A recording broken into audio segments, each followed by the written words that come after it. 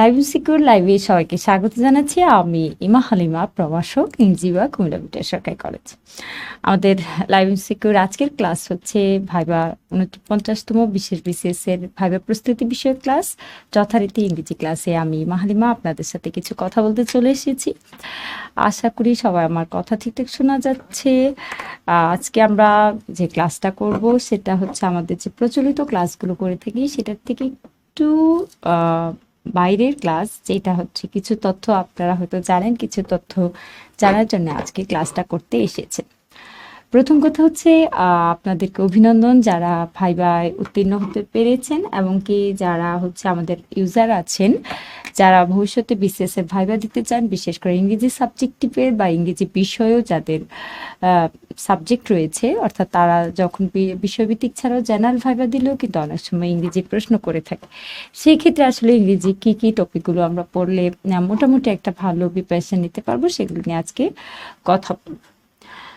প্রথমে হচ্ছে আমরা যারা ইংরেজি বিষয়ের আছি তাদের একটা বিষয়, কমন বিষয় হচ্ছে ইংরেজির প্রার্থীরা সাধারণত মেধাবী হয়ে থাকে, সেজন্য তুলনামূলক প্রার্থীও বেশি হয়ে থাকে, কিংবা প্রতিযোগিতা যদি বলে থাকি বেশি হয়ে থাকে।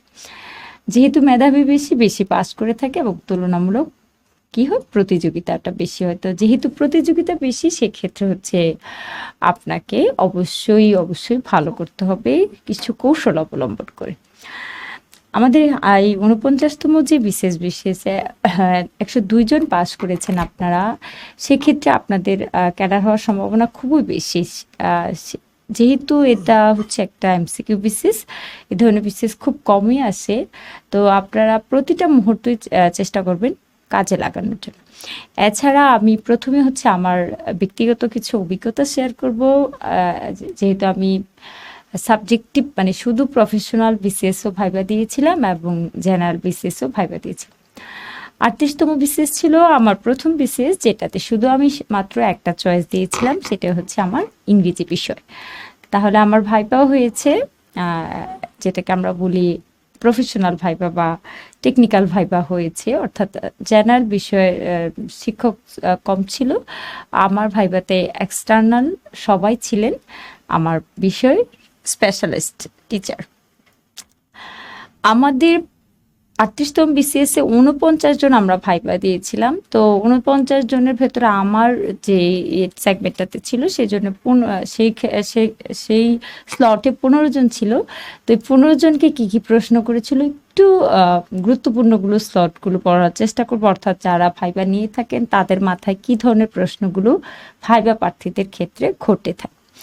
আমার ভাইবাটা দিয়ে আমি শুরু করতে চাই। আমার যেহেতু প্রফেশনাল ভাইবাতে মানে প্রফেশনালে আমি ভাইবা দিয়েছিলাম, আমার ভাইবাতে প্রশ্ন করা হয়েছিল প্রথম সেটা হচ্ছে ভিক্টোরিয়ান পিরিয়ড থেকে প্রশ্ন করা হয়েছিল, হোয়াট ইজ ড্রামাটিক মনোলগ, অর্থাৎ একদম বেসিক থেকে প্রশ্ন করেছে। আমরা যদি বলি যে আমরা যে প্রসিডি পড়ে থাকি, অর্থাৎ লিটারেরি টার্মস পড়ে থাকি, সেখান থেকে প্রশ্নটা আমার আসছে। তারপর ড্রামাটিক মনোলগ থেকে আরও একদম প্রাসঙ্গিক যেটা রবার্ট ব্রাউনিং এর সাথে আরও বেশি প্রাসঙ্গিককে মাই লাস্ট ডাচেস।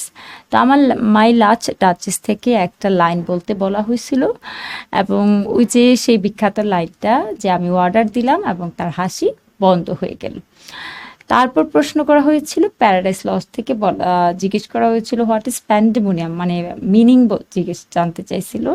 ক্যাপিটাল অফ হেল কিন্তু বলে নাই, অর্থাৎ এটার শব্দার্থটা হচ্ছে আমরা জানি ক্যাওয়াস বা ডিসঅর্ডার। আর যদি বলে হোয়াট ইজ, তাহলে অবশ্যই এটা হচ্ছে সংজ্ঞাটা জানতে চাইছে।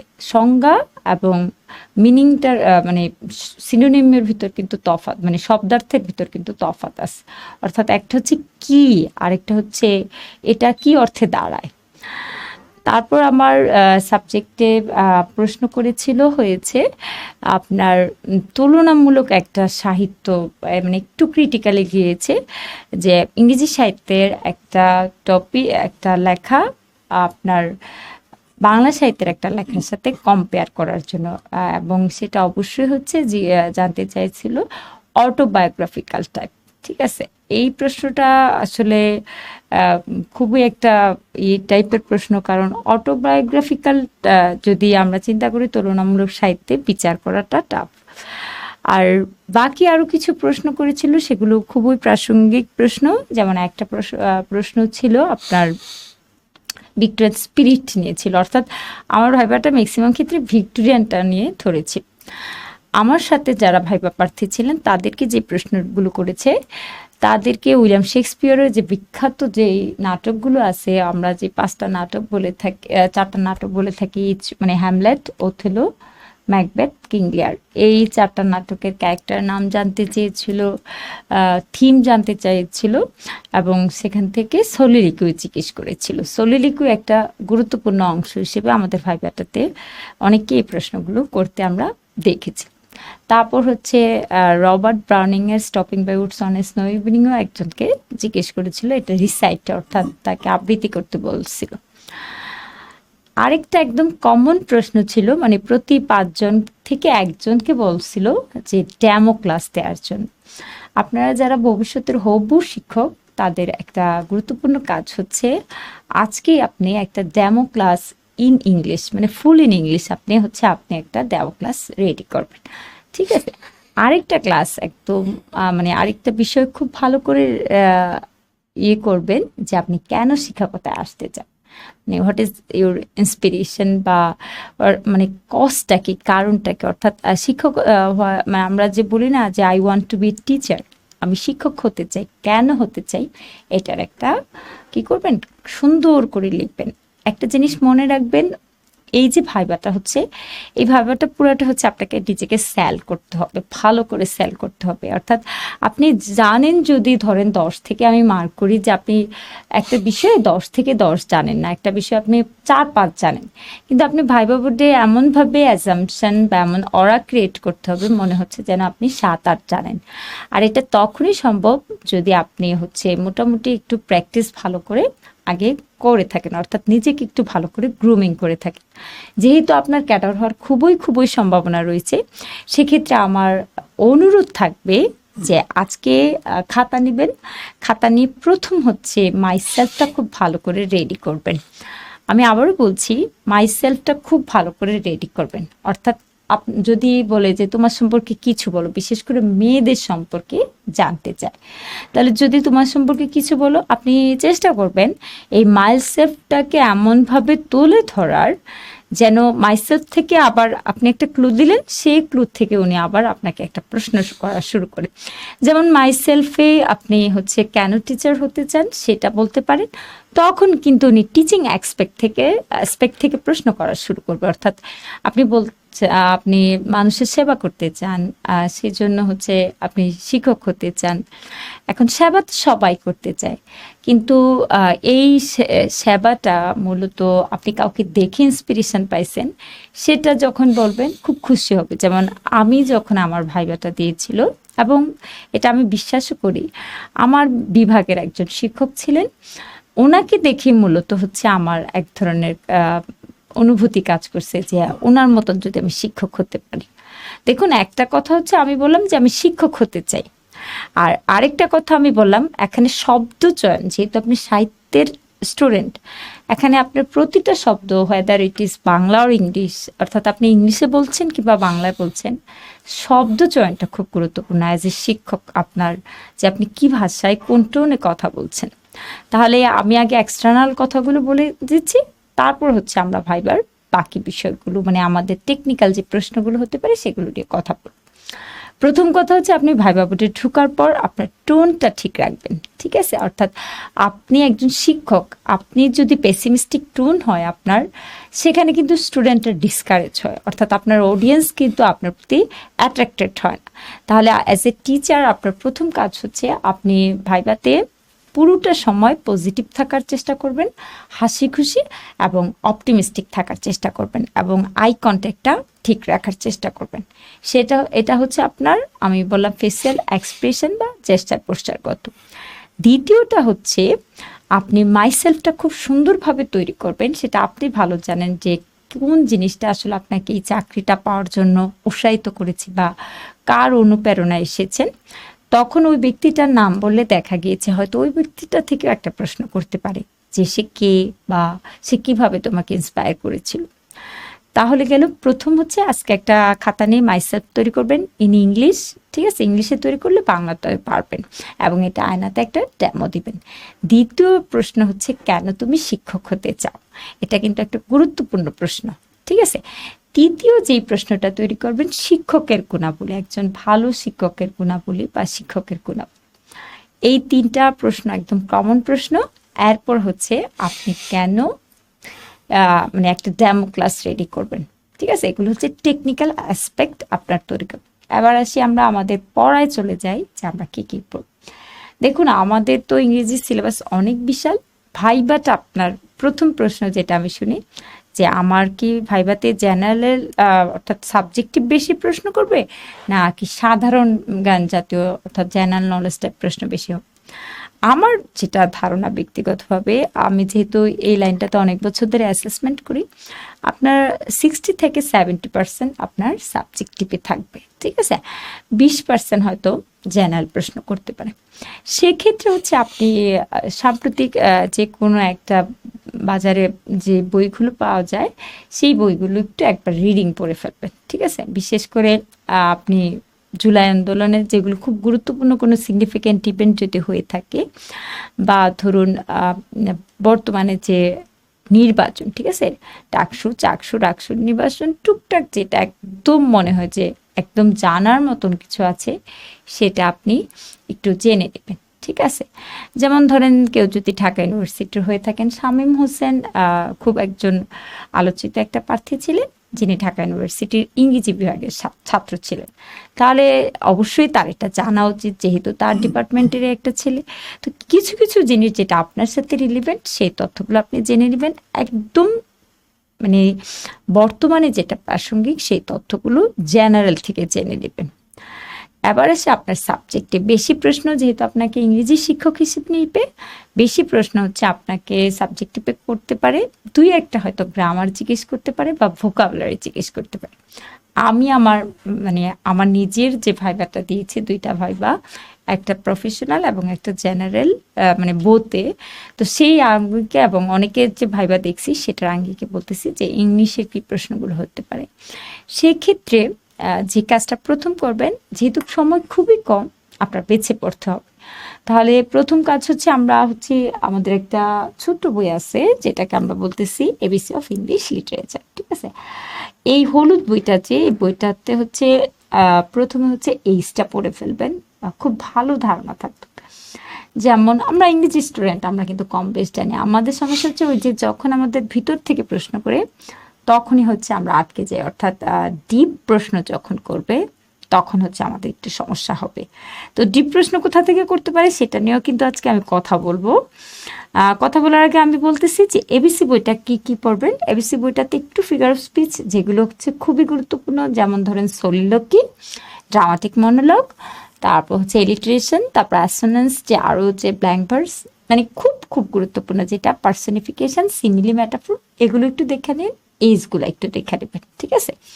আচ্ছা, তারপরে আমরা আরেকটা কাজ করবো যে পিরিয়ডের সিগনিফিকেন্ট ইভেন্ট কি ইভেন্ট হচ্ছে। যেমন ধরুন আমরা যখন রোমান্টিক লিটারেচারটাতে হচ্ছে লিরিক্যাল ব্যালেন্স একটা গুরুত্বপূর্ণ ঘটনা, আবার হচ্ছে ফরাসি বিপ্লবের ঘটনা একটা গুরুত্বপূর্ণ ঘটনা, আবার আমরা যখন ভিক্টোরিয়ান এজে যাই, ভিক্টোরিয়ান কম্প্রোমাইজ একটা ফ্রেজ আছে খুব গুরুত্বপূর্ণ, আবার ভিক্টোরিয়ান স্পিরিট একটা গুরুত্বপূর্ণ, আবার অক্সফোর্ড মুভমেন্ট গুরুত্বপূর্ণ, আবার যে রিফরমেশন দেখেন এলিজাবেথান পিরিয়ড একটা গুরুত্বপূর্ণ কথা, আমরা যে মানে একটা আন্দোলনের কথা বলে থাকি।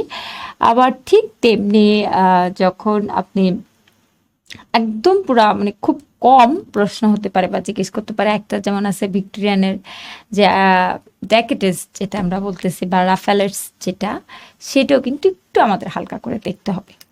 এবার আমরা আমাদের 2 নম্বরে দেখেন কি বলছি যে বিয়ল্ফ, ঠিক আছে। তো একটু জাস্ট বিয়ল্ফটা আমরা জানি আর্লিয়েস্ট এপিক, ইংরেজি সাহিত্যের, বাংলা সাহিত্যের হচ্ছে চর্যাপদ, ইংরেজি সাহিত্যের হচ্ছে বিয়ল্ফ, ঠিক আছে। তাহলে বিয়ল্ফের হচ্ছে একটু চ্যাটজিপিটি থেকে সার্চ দিলে কিন্তু আপনি সংক্ষেপে ঘটনাটা জেনে প্রশ্ন করতেও পারে, কিন্তু আবার নাও করতে পারে, খুব বেশি গুরুত্বপূর্ণ না। তারপর আমি বলছি যদি সময় থাকে একটু বিয়ল্ফ দেখেন।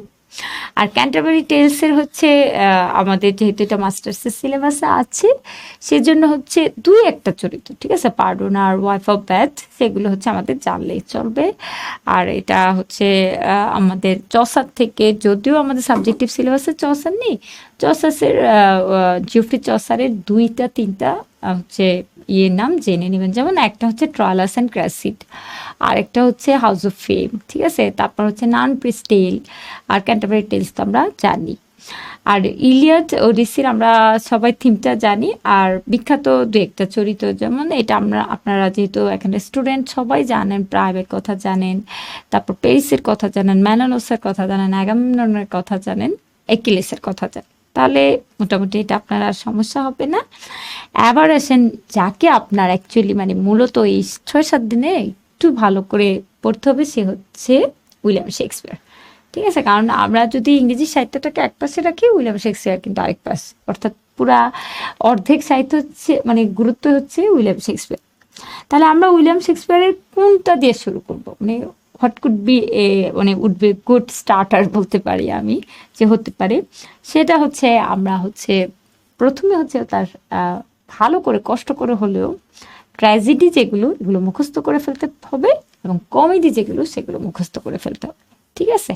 অর্থাৎ 12টা, আর একদিকে আছে কয়টা, 15টা, তো সেগুলো, আর হিস্ট্রি যে হিস্ট্রিক্যাল যে প্লেগুলো সেগুলো হচ্ছে নামটা জানতে হবে। আচ্ছা, আর আরেকটা যেটা করতে হবে, চরিত্র, বিখ্যাত নাটকগুলোর চরিত্র কোটেশন, আর হচ্ছে থিম জিজ্ঞেস করে, এটা মাস্ট জিজ্ঞেস করে, আমি আগেও বলছি, তো এই জন্য আমাকে এটা অবশ্যই জানতে হবে। আর হ্যামলেট, এখন আমি আমার সাবজেক্টিভ যেহেতু আছে, এটা আমি বিস্তারিত যখন বলবো অন্য স্লাইডে, তখন হ্যামলেট, ওথেলো, কিং লিয়ার নিয়ে কথা বলবো। আর জুলিয়াস সিজার থেকে ইউটিউব ব্রুটাস তুমিও, এই যে এটা, তারপর হচ্ছে জুলিয়াস সিজার এর কত বছর আগে, মানে মোটামুটি প্রিলিটেড যে তথ্যগুলো, এগুলো আপনারা পারবেন।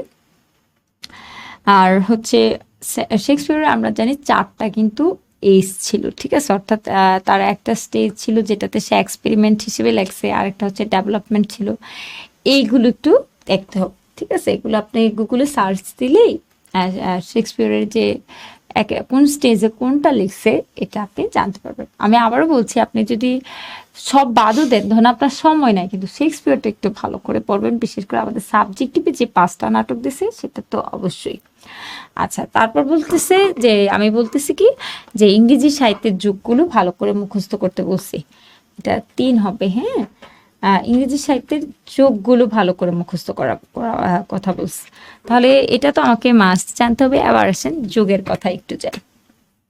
যোগের ঘটনাটা খেয়াল করে দেখেন, কিছু কিছু সিগনিফিকেন্ট ইয়ে আছে যোগগুলোর সাথে, যেমন ধরেন হচ্ছে Elizabethan period age of drama, মানে গোল্ডেন এজ অফ ড্রামা কেন বলা হচ্ছে, কারণ এই প্রশ্নটা কিন্তু প্রাসঙ্গিক, আপনাকে করতে পারে, মানে why it is call golden age of drama, কেন এলিজাবেথানকে গোল্ডেন এজ অফ ড্রামা বলা হচ্ছে, কারণ হচ্ছে খেয়াল করে দেখেন, ইংরেজি সাহিত্যের যত বিখ্যাত সব নাটকগুলো আছে সবগুলোই মানে মোটামুটি, বিশেষ করে Christopher Marlowe, William Shakespeare, Ben Jonson, তারা কখন লিখেছেন, এলিজাবেথান এজে লিখেছেন। তারপর হচ্ছে আমাদের ইংরেজি সাহিত্যের জন ওয়েবস্টারও ছিল, কিন্তু এই 3জনের কারণে মোটামুটি হচ্ছে তাদের নাটকগুলো এতই পপুলার ছিল যে মানে খুব কম এইজে আছে যে তাদের মতন এত ফেমাস করে, মানে এতটা হচ্ছে সিগনিফিকেন্ট ওয়েতে পপুলার হতে পারছে।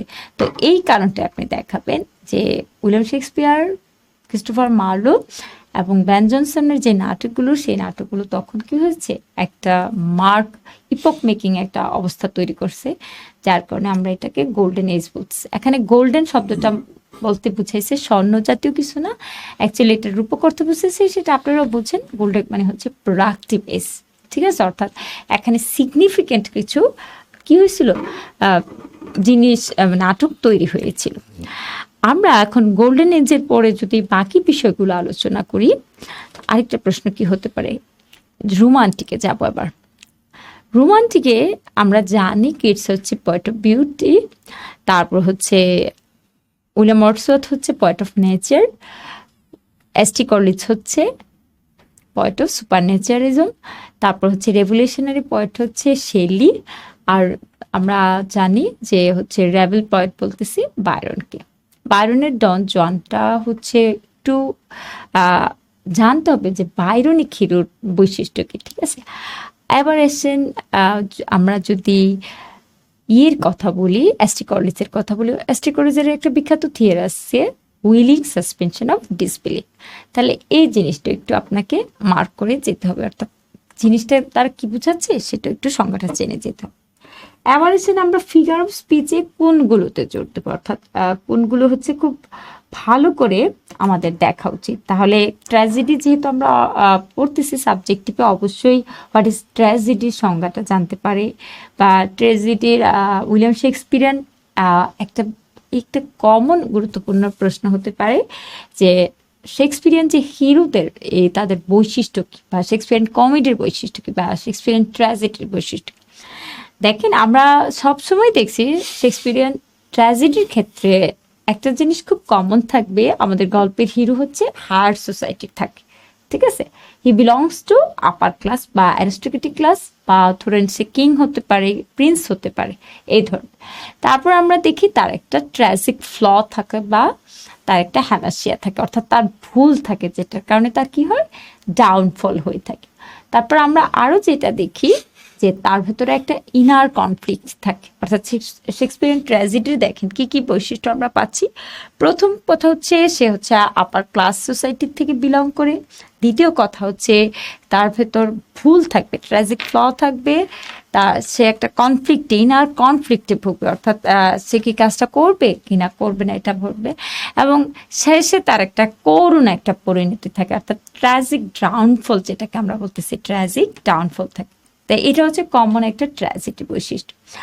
আর আমরা যদি কমেডির কথা চিন্তা করি, কমেডিতে কি বলতেছি, কমেডিতে দেখেন ringing of the marriage bell must থাকবে উইলিয়াম শেক্সপিয়ারের, অর্থাৎ কমেডিগুলোর মিলন দিয়ে শেষ হচ্ছে, বিয়ে দিয়ে শেষ হচ্ছে।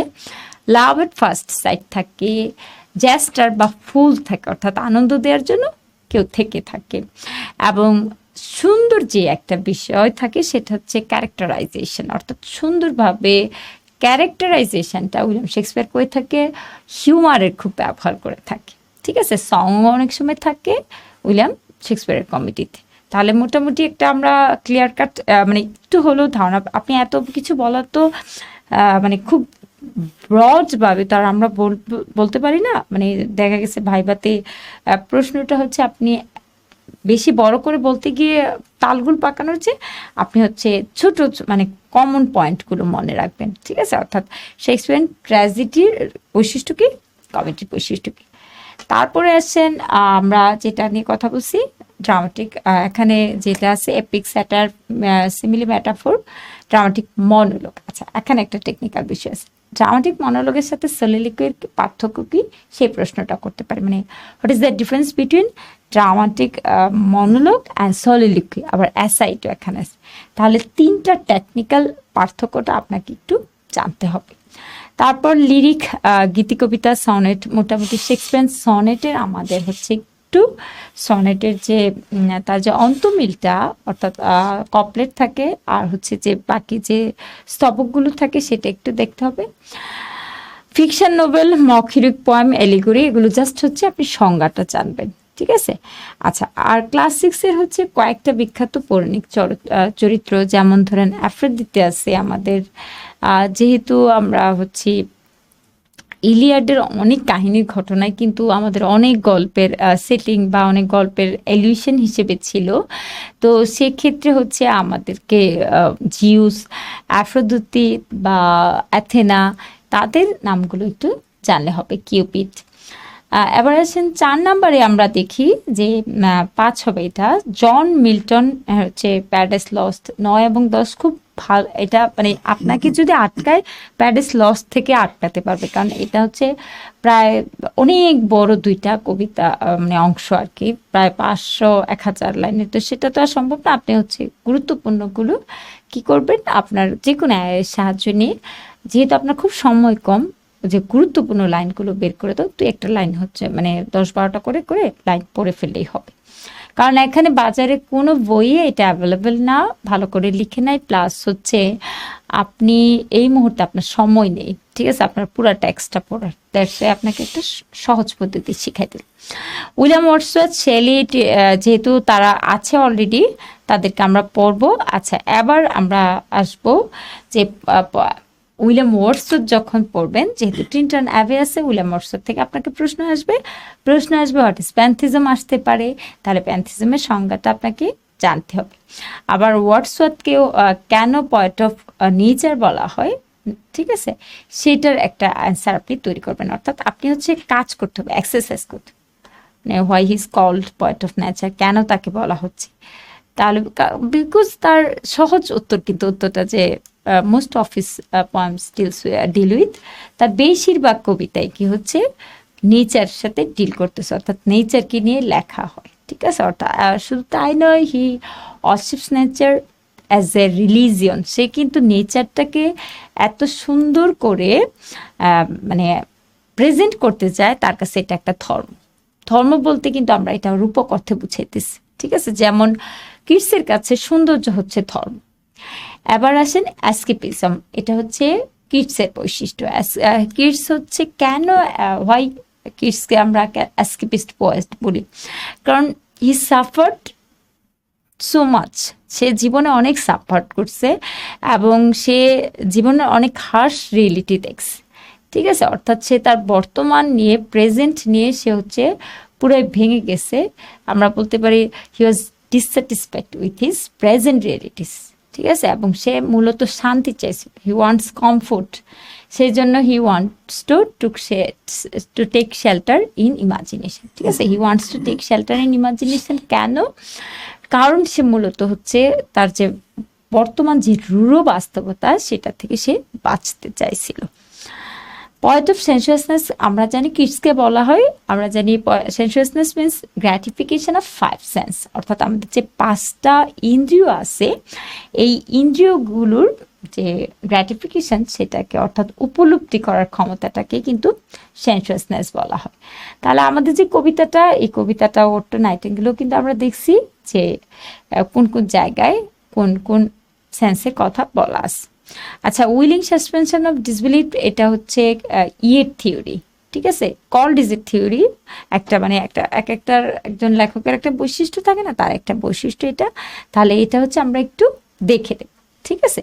আচ্ছা, এবার আসেন শেলির হচ্ছে রেবেল থিম, সেটা হচ্ছে আমরা ওয়েস্ট উইন্ডের আলোকে হচ্ছে চিন্তা করব, ডেস্ট্রয়ার অ্যান্ড প্রিজার্ভার, ঠিক আছে। অর্থাৎ তার ভেতরে আসলে অ্যাকচুয়ালি রেভলিউশনারি জিলটা কেন, কোথা থেকে আসছে। দেখেন, শেলি হচ্ছে একদম প্রথা বিরোধী একজন লেখক। সে তার একদম শুরুর দিকে যদি চিন্তা করি, নেসেসিটি অফ অ্যাথিজমের জন্য সে কী করলো, অক্সফোর্ড থেকে এক্সপেলড হলো, অর্থাৎ তাকে অক্সফোর্ড থেকে বের করে দেওয়া হয়েছে, বহিষ্কার করা হয়েছে। এই যে তাকে বহিষ্কার করা হয়েছে শেলিতে, সেটা কিন্তু তার লাইফে একটা ইম্প্যাক্ট আছে। অর্থাৎ সে কিন্তু প্রচলিত ধর্ম মতেও বিশ্বাসী না, সমাজ ব্যবস্থা বিশ্বাসী না।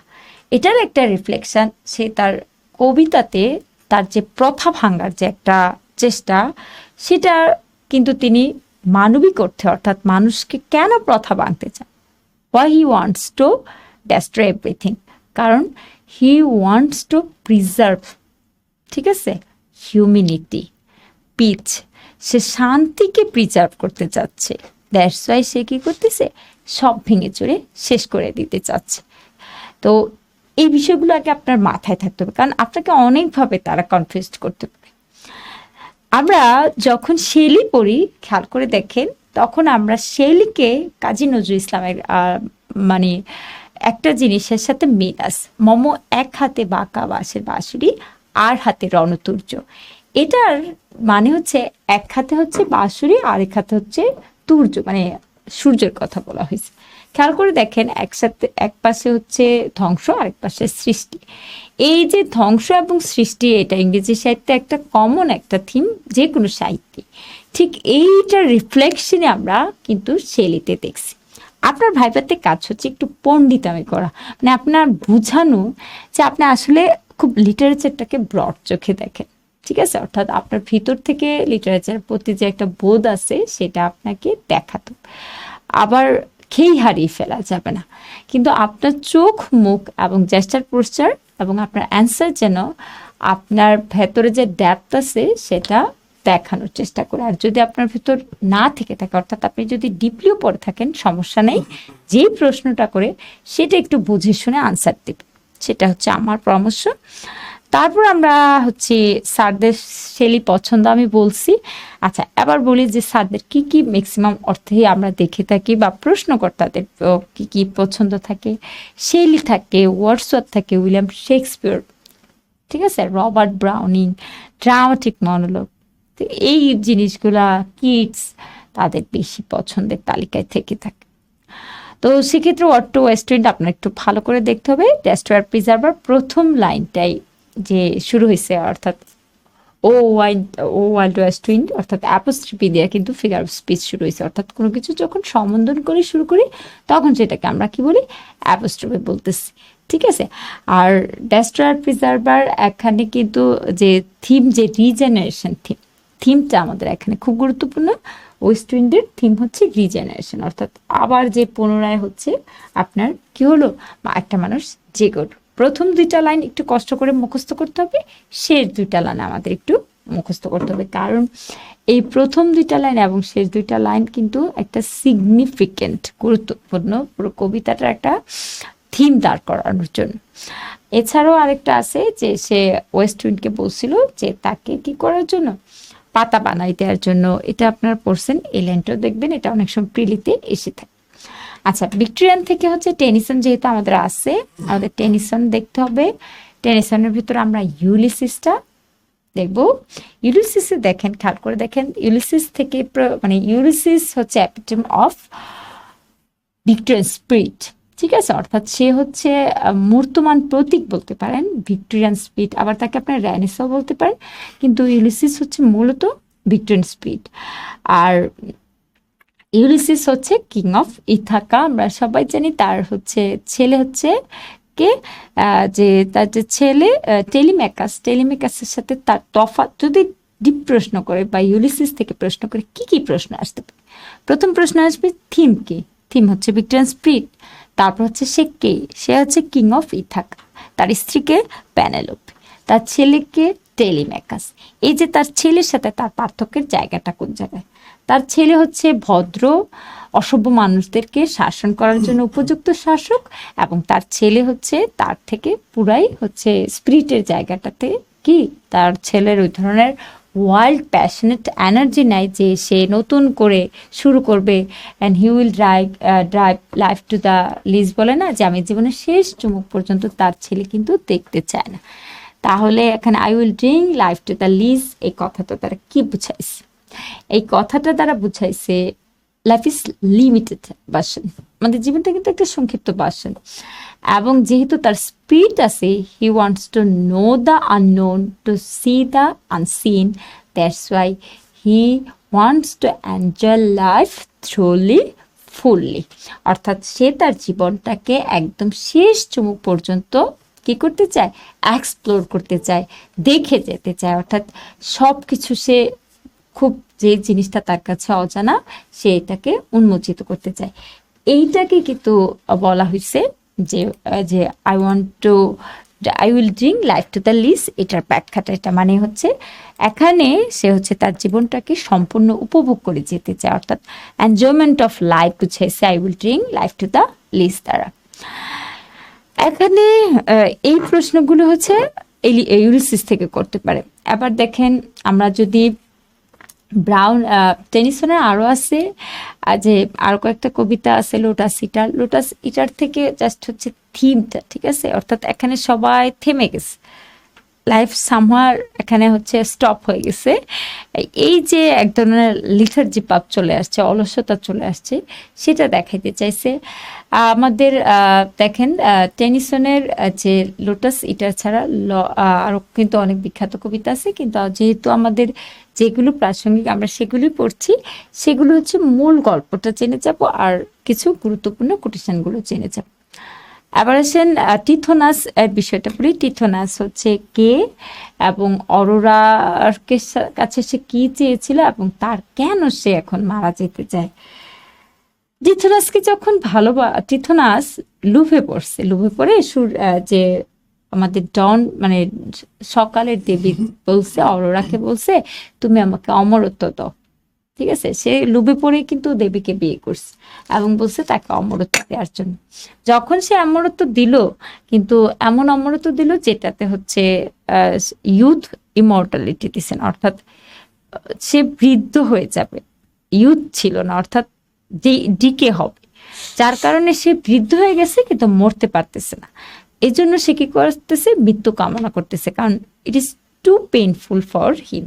তাহলে যদি খুব ডিপ থেকে প্রশ্ন করেন, আপনাকে জিজ্ঞেস করতে পারে যে কেন টিথোনাস হচ্ছে মৃত্যু কামনা করতেছে, মানে সে কেন লাইফকে ফিনিশ করে দিতে চাচ্ছে, কারণ তার কাছে লাইফটা এখন পেইনফুল হয়ে গেছে। ব্রাউনিং এর আমরা যে কবিতাগুলো আছে, এই কবিতাগুলো সবগুলো কবিতায় দেখেন ফ্রালিপলিপি, অ্যান্ড্রে ডেল সাত্রো যদি আমরা একটু আলোচনা করে থাকি, দুইটাই কিন্তু খুব বিখ্যাত।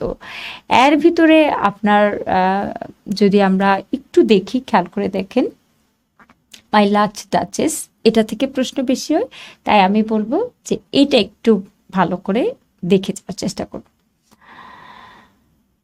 মেথু আর্নল্ডের হচ্ছে বাকি কবিতা আছে, এর ভিতরে হচ্ছে দেখেন এখানে থার্সিস হচ্ছে কার উদ্দেশ্যে লেখা হয়েছে, এগুলো আপনি যখন সাবজেক্টিভ পরীক্ষা দিচ্ছেন আপনি পড়ছেন যে, এবং স্কলারশিপ পড়ছেন, তাহলে আর্থার হিউজ ক্লাফ, এটা আমাকে জানতে হবে যে তার বন্ধু ছিল যে, তারপরে যে প্যাস্ট্রাল এলিজির সংজ্ঞাটা আমাদেরকে জানতে হবে।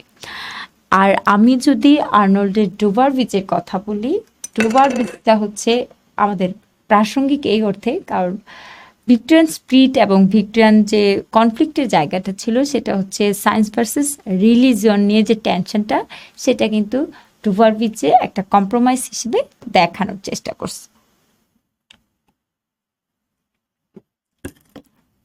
আবার এখানে খেয়াল করে দেখেন, সে কিন্তু এটা একটা সলিউশনও দিছে, অর্থাৎ মানুষের এই যে সামাজিক যে অস্থিরতাটা, যে অনগোয়িং যে আনইজিনেসটা আছে, সেটার একটা সমাধান হচ্ছে টু লাভ ইউর ডিয়ার, মানে to love yourself and your dearest person. মানে আপনি হচ্ছে লাভ, এখানে লাভ দিয়ে কিন্তু সে শেষ করতে চাইছে, অর্থাৎ লয়াল থাকা, লাভ করা হচ্ছে আমাদের এই যে অস্থির একটা সময় যাচ্ছে, সেই সময়টার কি হতে পারে, it could B a better solution হতে পারে। আমরা হার্ডির হচ্ছে টেস্ট নিয়ে কথা বলবো, টেস্টের স্লাইড আছে, চার্লস ডিকেন্সের হচ্ছে গ্রেট এক্সপেকটেশন নিয়ে কথা বলবো, আর টুকটাক হচ্ছে চার্লস ডিকেন্সের দুই একটা, আর চার্লস ডিকেন্স কিন্তু টিচারদের খুব পরিচিত একটা টপিক, তাই হচ্ছে চার্লস ডিকেন্সের আপনি আরও যে কয়েকটা বিখ্যাত সাহিত্যকর্ম আছে, tale of two cities, Oliver Twist, এগুলো একটু ভালো করে আপনার কি করতে হবে, জেনে যেতে হবে।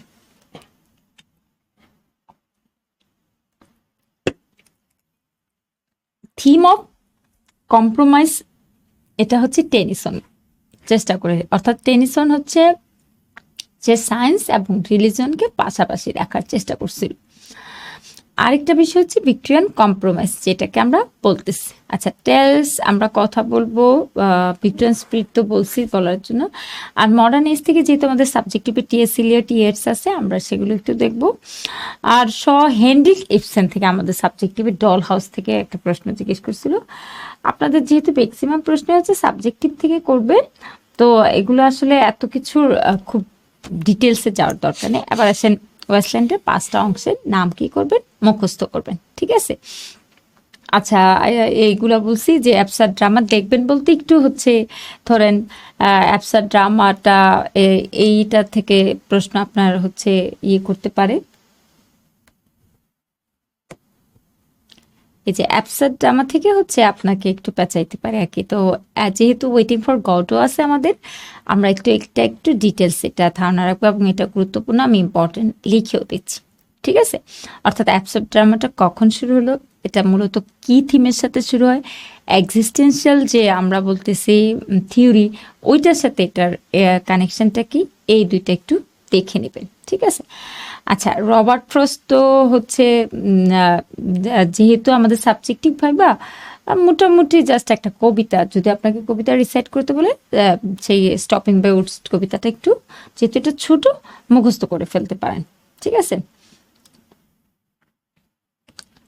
আচ্ছা, এবার আমরা হ্যামলেটে চলে যাব। ঠিক আছে, আমরা আমাদের পড়ায় চলে আসতেছি। হ্যামলেটে কি কি আমরা পড়ব?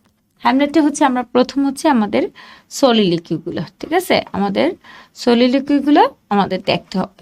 7টা সলিলিকি হ্যামলেটে আমরা জানি, 11টা সলিলিকি আছে। 11টা সলিলিকির ভিতর হচ্ছে 7টা হ্যামলেট বলছে, 3টা ক্লডিয়াস বলছে, একটা অফেলিয়া বলছে। তাহলে হয়ে গেল কয়টা? 11টা হয়ে গেছে। ঠিক আছে। আচ্ছা, এই যে 7টা সলিলিকি হ্যামলেট বলছে, এটা হচ্ছে আপনি কিছু পড়েন বা না পড়েন, আপনি এতক্ষণ আমার ক্লাস ভালো করে মনোযোগ দিয়ে দেখেন বা না দেখেন, কিন্তু এটা কোনোভাবে হচ্ছে আপনাকে মিস করা যাবে না। অর্থাৎ সলিলিকিগুলো আপনাকে, এটা হচ্ছে আপনার ওয়ান অফ দ্য কি বলবো ফান্ডামেন্টাল ডিউটিস বলবো। কেন? কারণ আমরা হ্যামলেট কিন্তু সলিলিকি ছাড়া চিন্তাই করতে পারি। তাহলে 7টা সলিলিকির কখন কোনটা কোন অ্যাক্টে বলছে, কোন সিনে বলছে, সেটা মনে রাখতে হবে। বিশেষ করে সবচেয়ে বেশি গুরুত্বপূর্ণ হচ্ছে to be or not to be, যেটা অ্যাক্ট 3-তে বলছিল, তো সিন কততে বলছে এটা একটু মনে রাখতে হবে। ঠিক আছে, অর্থাৎ সবগুলো পারেন বা না পারেন, অন্তত পক্ষে যে to be or not to be কখন বলছে, এবং হচ্ছে ফ্রেইলটি দাই নেম ইজ ওমেন যেটা বলছিল সেটা কখন বলছে। আচ্ছা, এখানে হচ্ছে আমরা যেহেতু অনেক পড়বো, আমরা সিন খেয়াল করে দেখেন। সিন 1-এ হচ্ছে এই যে ক্লাউডিয়াস রাজার ভূতটা দেখা গেছিল, তো দেখা যাওয়ার পর দেখেন সিন 2-তে কি ঘটনা ঘটছিল, যে ক্লাউডিয়াস রাজা হয়েছে এবং হ্যামলেট এর মা গার্ট্রুড বিয়ে করছে, যার কারণে হচ্ছে হ্যামলেট ভেঙে গেছিল, এবং হরিশিও এসে তার কাছে কি করে এই যে ভূতের কথা চায়। হরিশিও একমাত্র শেষ অংশে বেঁচে ছিল, কারণ হরিশিওকে রিকোয়েস্ট করছিল হ্যামলেট যে তুমি আমাদের সাথে যা করছে এগুলো সব খুলে বলার জন্য, এবং হ্যামলেটের শেষ লাইন ছিল সাইলেন্স। ঠিক আছে, এবং আমরা দেখি শেষ অংশের দিকে নরের প্রিন্স আসে, আসার পর সেই বলে যে যেহেতু হ্যামলেট একটা মানে সম্মানিত ব্যক্তি ছিল, সম্মানিত প্রিন্স ছিল, তার শেষকৃত্য যেন ভালোভাবে শেষ করা হয়। ঠিক আছে। আচ্ছা, এবার আসেন যদি হ্যামলেট থেকে কি কি প্রশ্ন আসতে পারে। হ্যামলেট থেকে বলছে যে সলিলিকুইটা পড়বেন ভালো করে। দ্বিতীয় কি হতে পারে? হ্যামলেট থেকে হচ্ছে play within play the matter of Gonzago, কেন মানে সিগনিফিকেন্সটা জানতে পারে যে এটা কেন করা হয়েছে। অ্যাকচুয়ালি প্লে উইদিন প্লে কেন করছে হ্যামলেট? হ্যামলেট করছে টু মানে সে কনফার্ম হওয়ার জন্য, to confirm weather Claudius is guilty or not, অর্থাৎ ক্লডিয়াসকে আসলে অপরাধী, তার বাবার হত্যাকারী, সেটা সে জানার জন্য হচ্ছে প্লে উইদিন প্লেটা কি করছিল, সে করেছিল। আবার আরেকটা আছে ম্যাডনেস থিম। ঠিক আছে, আরেকটা হচ্ছে সুপার ন্যাচারাল থিম, অর্থাৎ গোস্টের যে চরিত্রটা। উইলিয়াম শেক্সপিয়ার তার চরিত্রে সুপার ন্যাচারাল এলিমেন্ট কি ব্যবহার করে থাকে? আমরা দেখছি উইলিয়াম শেক্সপিয়ার তার নাটকগুলোতে গোস্ট ব্যবহার করে থাকে, অর্থাৎ ভূত ব্যবহার করে, স্পিরিট ব্যবহার করে থাকে। তো এই ক্ষেত্রে এখানে যে ভূতটা ব্যবহার করছে, অর্থাৎ তার পিতার যে প্রেতাত্মাটা, সেটা super natural theme of super natural থেকে আপনার প্রশ্ন, অর্থাৎ রিটেন যে বেসড সাধারণত সাবজেক্টিভে যে প্রশ্নগুলো আসে, সেটা একটা রিফ্লেকশন কিন্তু ভাইভাতেও থাকতে পারে। তাহলে আমি যদি ক্রোনোলজিক্যালি গুরুত্বপূর্ণগুলো ভাগ করি, প্রথমে হচ্ছে আপনি একটু সলিলিকুইডটা ভালো করে পড়ে যাবেন, তারপর হচ্ছে 7টা সলিলিকুইড, ঠিক আছে, কোন সময় কোনটা বলছে, তারপর হচ্ছে থিম অফ ম্যাডনেস, কেন আসলে সে ফেইন ম্যাডনেসটা ধরছিল, এবং প্লে উইদিন প্লেটা সে কেন করছিল। ঠিক আছে, এবং সে কি আসলে মিসোজিনিস্ট, যদি আপনাকে ক্রিটিক্যালি প্রশ্ন করতে চায় তখন কিন্তু এই প্রশ্নটা জিজ্ঞেস করতে পারে যে হ্যামলেটকে কেনই বলা হয়েছে যে সে কি নারী বিদ্বেষী, আসলে সে কিন্তু অ্যাকচুয়ালি নারী বিদ্বেষী না। তাহলে এই প্রশ্নটা আপনাকে খুব ট্রিকিভাবে আনসার করতে হবে। ঠিক আছে, আপনি বলতে পারেন যে superficially it seems to be, মানে যে তাকে মনে হচ্ছে he may be misogynist but he is not, তখন আপনি দ্য রিজন ইজ বা মাই আর্গুমেন্ট ইজ, আমার এখানে ব্যাখ্যাটা কি, ব্যাখ্যাটা দেখাবেন যে তার মা যে 2 মাসের মাথায় বিয়ে করে ফেলছে, ঠিক আছে, এটা ইট ক্রিয়েটস এ হিউজ শক, এটা তার ভিতরে একটা হিউজ শক তৈরি করছে, এটা বলবেন। এবং সে অফিলিয়ার সাথে আসলে সে অনেকটা পরিস্থিতির শিকার হয়ে কিন্তু সে অফিলিয়ার সাথে একটু রুক্ষ ব্যবহার করছে, অর্থাৎ বলছে না যে তুমি নান্নারিতে চলে যাও, এটা কিন্তু সে অনেকটাই তার বাবার হত্যাকারীকে খুঁজে বের করার জন্যই সে বাধ্য হয়ে এই কাজটা করছে। তাহলে এখানে সে পরিস্থিতির আমরা বলতে পারি his A victim of situation, that's why মানে সে এমন অ্যাক্ট করছে যেটা তার করা উচিত ছিল না। তা আপাত দৃষ্টিতে তাকে মিসোজিনিস্ট মনে হলেও সে মিসোজিনিস্ট না। That is my answer. ঠিক আছে, এবার আরেকটা জিনিস যেটা করতে হবে, যদি বলে যে Hamlet is a modern man, তাহলে আপনাকে বলতে হবে yes he is a modern man, কারণ হি সাফার্স ফ্রম প্রোকাস্টিনেশন। সে কিসে ভুগতেছে? প্রোকাস্টিনেশনে ভুগতেছে, অর্থাৎ to be or not to be সিচুয়েশনে ভুগতেছে। আপনাকে কিন্তু জানতে প্রশ্ন করা হতে পারে what is the meaning of to be or not, অর্থাৎ দ্যাট ইজ দ্য কোয়েশ্চেন বলতে অ্যাকচুয়ালি এখানে কি বুঝাইছে। ঠিক আছে, তাহলে এটা হচ্ছে আপনি একটু বাসায় বের করে যেতে হবে যে এটার ওই ঘটনাটা কোন আঙ্গিকে বলছে এবং এটা তারা কি বুঝাচ্ছে।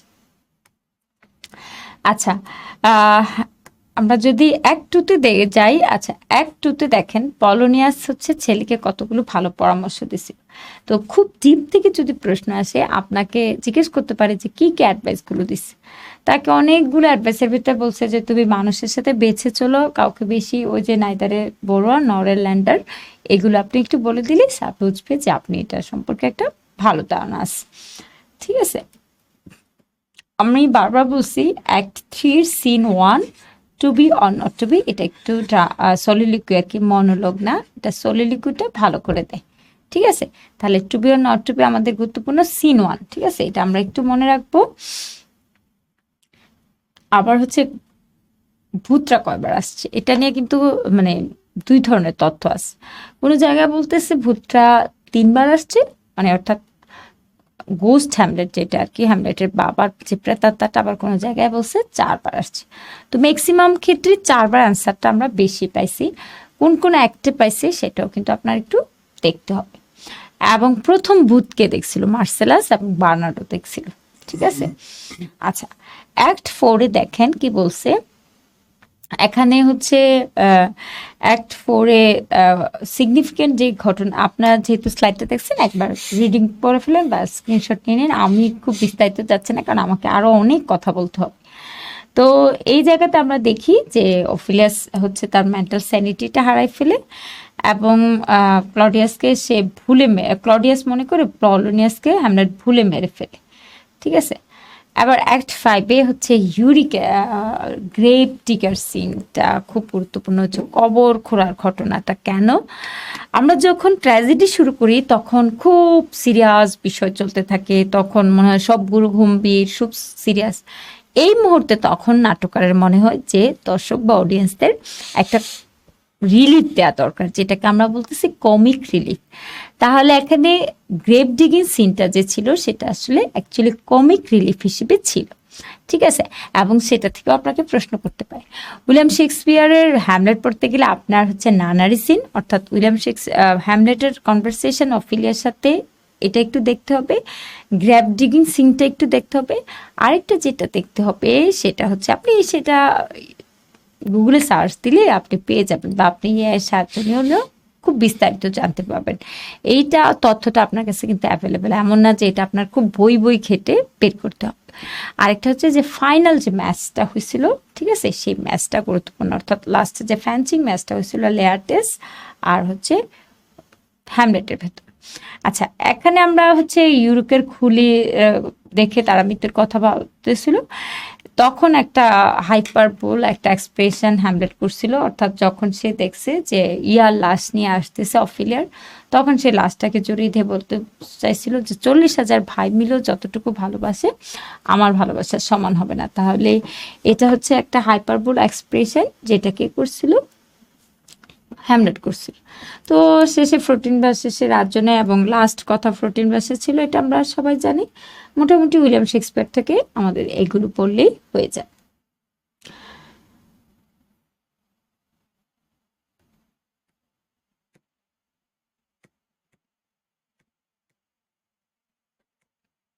আচ্ছা, এটা হচ্ছে ম্যাকবেথ। আমরা একটু ম্যাকবেথ নিয়ে কথা বলি। ম্যাকবেথ আপনাকে প্রথমে যে প্রশ্নটা করবে, যদি প্রশ্ন করে ম্যাকবেথ থেকে, ম্যাকবেথের থিম, ঠিক আছে, অর্থাৎ ট্র্যাজিক ফ্লটা কিছু। আচ্ছা, হ্যামলেটের ট্র্যাজিক ফ্লটা ছিল প্রোকাস্টিনেশন, অর্থাৎ সে হচ্ছে ডিসিশন আর ইনডিসিশনে ভুগতেছিল। হ্যামলেটের সাথে ওথেলোর তফাৎ কি? হ্যামলেট হচ্ছে করবে না করবে বলে সময় শেষ করে ফেলে, আর অথেলো না, কিং লিয়ারের সাথে পার্থক্যটা হচ্ছে অ্যাকশনের জায়গাতে। কিং লিয়ার হচ্ছে হ্যাস্টি অ্যাকশন নিয়ে ফেলে, খুব দ্রুত অ্যাকশন নিয়েছে, মানে অর্থাৎ সে সম্পত্তি ভাগ করে ফেলছে চিন্তা ছাড়াই, মিস জাজমেন্ট করে ফেলছে। আর হ্যামলেট হচ্ছে করবে না করবে এটার ভিতরে সে ভুগতেছে। আচ্ছা, এবার আমরা একটু যদি ম্যাকবেথের কথাটা বলি, আপনারা এখানে দেখেন যে হচ্ছে ম্যাকবেথে তিনটা উইচ ছিল। যদি টেকনিক্যাল প্রশ্ন করে তাহলে জিজ্ঞেস করতে পারে যে হুইচ ফোর উইচেস, চতুর্থ নাম্বার ডাইনিটাকে, সেটা হচ্ছে লেডি ম্যাকবেথ। আমরা হচ্ছে থ্রি উইচেসের যে fair is foul, foul is fair, এটা ফিগার স্পিচটা একটু জানবো, সেটা হচ্ছে কায়াসমাস। ঠিক আছে, তো এই কিয়াসমাসটা একটু আপনি একটু দেখে নেবেন। আরেকটা যে বিষয় আমরা হচ্ছে যে তাকে কি বলছিল, কি কি প্রেডিক্ট করছিল, ঠিক আছে, এটা আপনাকে প্রশ্ন করতে পারে। ঠিক আছে, অর্থাৎ উইচেসটা কি বলছিল, হোয়াট দে সেড। তারপরে আমরা এখানে পরের যে জিনিসটা অ্যাম্বিশন হায়ার, তার ট্রেজিক ফ্লো ছিল অ্যাম্বিশন, শুধু অ্যাম্বিশন না, আমরা এটা বলতে পারি যে অস্বাভাবিক অ্যাম্বিশন, যেটার কারণে তার কি হয়েছিল, ট্রেজিক ডাউনফল হয়েছিল। আচ্ছা, মার্ডার অফ ডানকানে এখানে দেখেন লেডি ম্যাকবেথের আসলে কে বাধ্য করছিল ম্যাকবেথকে, ডানকানকে মারার জন্য লেডি ম্যাকবেথ বাধ্য করছিল। সেখানে লেডি ম্যাকবেথের দু একটা লাইন আছে, বিখ্যাত লাইন, সেটা আমরা একটু দেখব। তখন অ্যাক্ট 3-তে দেখি। আর একটা গুরুত্বপূর্ণ কথা হচ্ছে উইলিয়াম শেক্সপিয়ারের ম্যাক্সিমাম ট্র্যাজেডির ক্লাইম্যাক্স হচ্ছে অ্যাক্ট 3-তে ঘটে থাকে, অর্থাৎ ক্লাইম্যাক্সগুলো মূলত অ্যাক্ট 3-তে ঘটে থাকে। এবং এখানে আমরা ম্যাকবেথ যে কিভাবে পাগল হয়ে গেছে, তার সামনে যাকে আসতো তাকে খুন করা শুরু করছে, সেটা গুরুত্বপূর্ণ।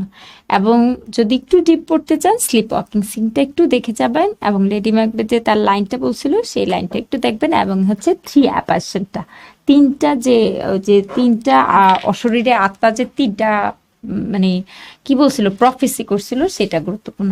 তাহলে কি বলছে, বিওয়ার অফ ম্যাকডাফ, তারপর বলছে তার ক্ষতি করতে পারবে না। এটা আমরা সবাই জানি, যেহেতু আমরা ইংরেজি সাহিত্যে এগুলো খুব ডিপলি পড়ছি এবং স্লাইডে দেওয়া আছে, তো অতএব হচ্ছে একটু কষ্ট করে হচ্ছে এগুলো আপনারা যখন স্লাইডটা আপনাদেরকে প্রোভাইড করা হবে সেগুলো একটু দেখে নিতে হবে। আচ্ছা, তারপরে যদি আমরা বলি এই অংশটাতে আর কি পড়বো আমরা, হচ্ছে ডাউনফল। এটাতে ডাউনফলের বিষয়টা হচ্ছে সে আসলে যে সুইসাইড করছে তার ওয়াইফ, মানে ধারণা করা হচ্ছে, ইমপ্লাইড বলছে যে আসলে এটা কোথাও লেখা নাই। আবার কেউ বলছে ক্রিটিকরা যে হচ্ছে সে মানসিক অসুস্থতা থেকে সে মারা যায়, অর্থাৎ সরাসরি কোথাও কোনো জিনিস উল্লেখ ছিল না। দ্যাটস ওয়াই হচ্ছে স্লিপ ওয়াকিং সিনটা হচ্ছে আমাদের গুরুত্বপূর্ণ। এবং উইলিয়াম শেক্সপিয়ারের যে ম্যাকবেথের যে বিখ্যাত soliloquy-গুলো, সেই soliloquy-গুলো একটু আমরা দেখব। আচ্ছা, এইটা আমি একটু দাগাই দিচ্ছি, এটা একটু দেখবেন, এটা দেখবেন, ঠিক আছে, এই তিনটা একটু, ঠিক আছে। এবং লেডি ম্যাকবেথের হচ্ছে সে তার হাজবেন্ডকে কিভাবে দেখেন পরামর্শ দিচ্ছে যে তুমি কিভাবে একদম ভালো মানুষ সেজে থাকবা, কিন্তু ভিতরে হচ্ছে তুমি শয়তান, সার্পেন্ট, ঠিক আছে, but B the serpent under ইট, অর্থাৎ তার হাজবেন্ডকে ম্যানিপুলেট কিভাবে করতেছে, মানে অর্থাৎ ম্যানিপুলেশনে লেডি ম্যাকবেথের খুব বড় একটা ভূমিকা ছিল। তো এই লাইনটা গুরুত্বপূর্ণ, আরেকটা হচ্ছে এই লাইনটা, আর হচ্ছে এই 11 নম্বর। আচ্ছা, উইচেসের তো এটা হচ্ছে পড়বেন ভালো করে, আমি যেগুলো গুরুত্বপূর্ণ সেগুলো হচ্ছে দাগাই দিছি। আচ্ছা, এগুলো কিন্তু অ্যাপারশন গুলো করছে, এগুলো হচ্ছে অ্যাপারশন করছে। আচ্ছা, বানকিউ লাগবে না খুব বেশি আমাদের। কিং ডানকানের এই কথাটা একটা আইরনি কথা, এটা হচ্ছে একটা আইরনির উদাহরণ। ম্যাকডাফের হচ্ছে এই যে নরকের কুকুর বলে তাকে বলছিল, ঠিক আছে। এখানে আবার আমি এগুলোর বিস্তারিত বলছি, তো এগুলো আমাদের যেহেতু অনেক পড়তে হবে তাই আপনাদেরকে আর ধরে ধরে পড়াচ্ছি না। আমরা কিং লেয়ারে চলে যাচ্ছি। কিং লেয়ারের ক্ষেত্রে এখানে হচ্ছে যে এটা আপনি একটু বাসায় দেখবেন, সেটা হচ্ছে স্ট্রম সিনটা, ঠিক আছে, এটা একটু দেখতে হবে ভালো করে।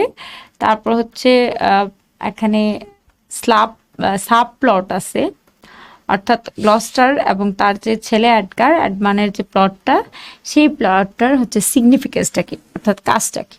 তাহলে সিগনিফিকেন্স অফ সাব প্লট, তারপর হচ্ছে স্টর্ম সিন, যে ঝড়ের ভেতরে যে তার ট্রান্সফরমেশনটা ঘটছে, এবং হচ্ছে ফুলের ভূমিকাটা কি। দেখেন এখানে ফুল হচ্ছে মিরর হিসেবে কাজ করছে, অর্থাৎ সত্য বলে দিছে। কিং লিয়ার যে ভুলগুলো করতেছে সেটা দেখানোর কেউ ছিল না, ফুলের মাধ্যমে হচ্ছে কিং লিয়ার তার ভুলগুলো কি করতে পারছে, বের করে আনতে পারছে। অর্থাৎ ফুল তাকে হচ্ছে তার ভুলের জায়গাগুলো ধরিয়ে দিছে, এবং সে কমিক রিলিফ হিসেবেও ছিল।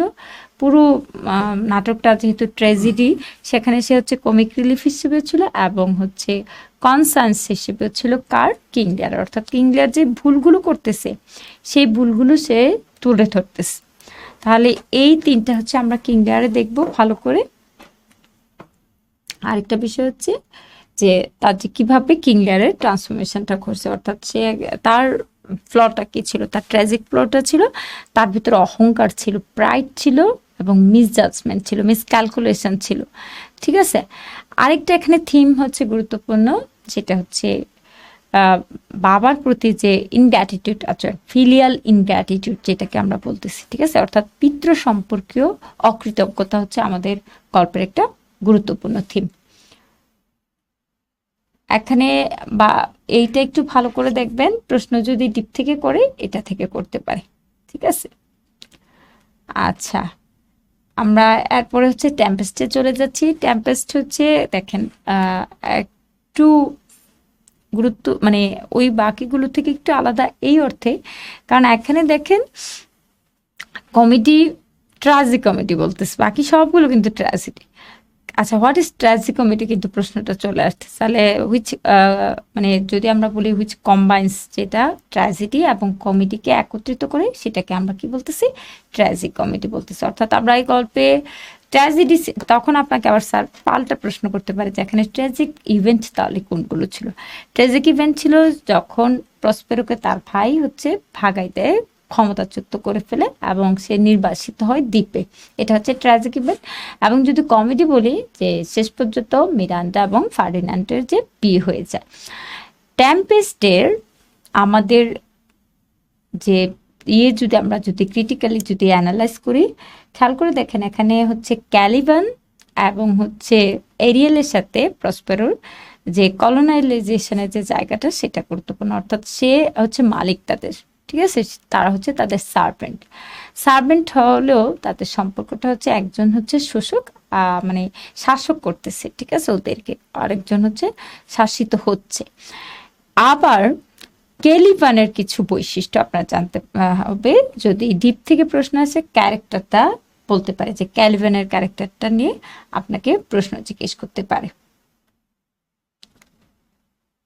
আচ্ছা, এখানে কিন্তু একটা এই যে ঘটনাটা বলছিল, একটা নাটক হয়েছিল, এটা একটু দেখতে হবে।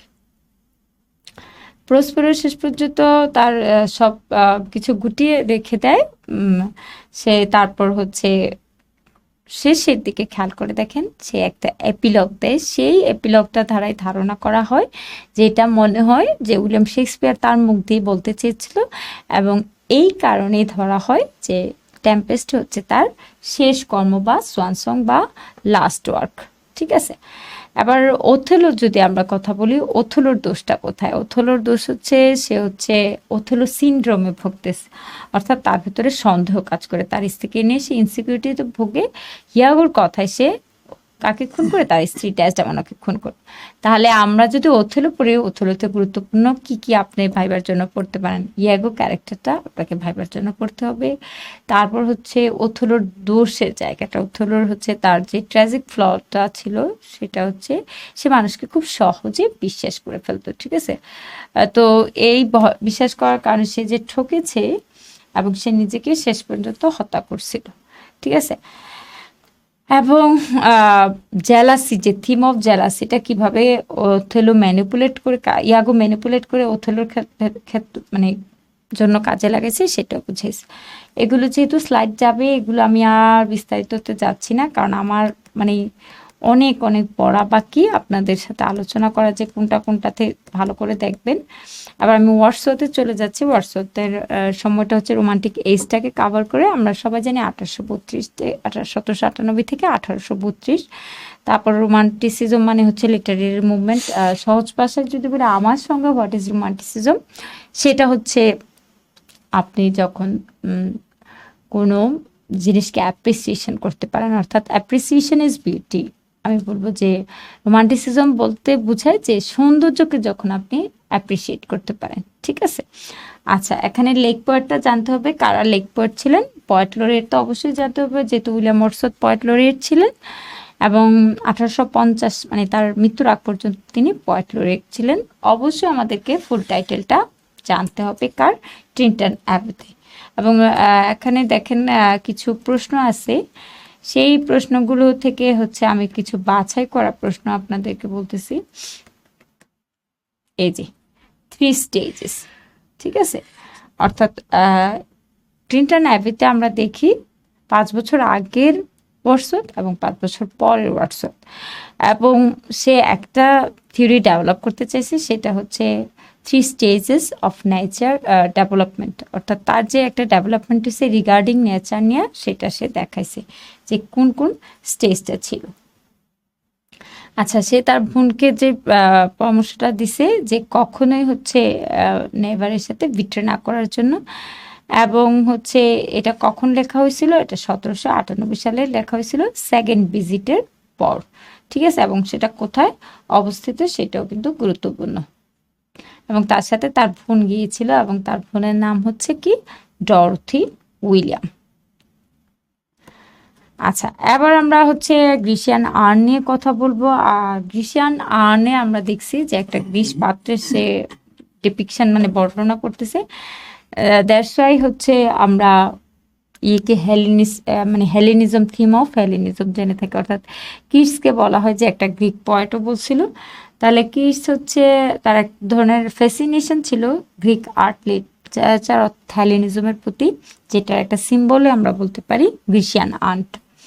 Beauty is truth, truth beauty, এটা হয়তো আপনাকে একটু ব্রডভাবে জানতে চাইতে পারে, সেটা একটু দেখবেন। আচ্ছা আচ্ছা, এখানে হচ্ছে ইম্পর্টেন্ট লাইনের জন্য এটা আমি দেখাইছি যে এখানে ভাইবা যাওয়ার আগে এই লাইনগুলো যেহেতু ইম্পর্টেন্ট, সেটা একটু দেখে নেবেন। এই যে হার্ড মেলোডিস আর সুইট, ঠিক আছে। আর এখানে হচ্ছে beauty is truth, truth beauty. কখন জন্মগ্রহণ করছে, কখন মারা গিয়েছে, প্রফেশন, এগুলো তো অবশ্যই গুরুত্বপূর্ণ, এবং তার এপিটাফে কি লেখা ছিল।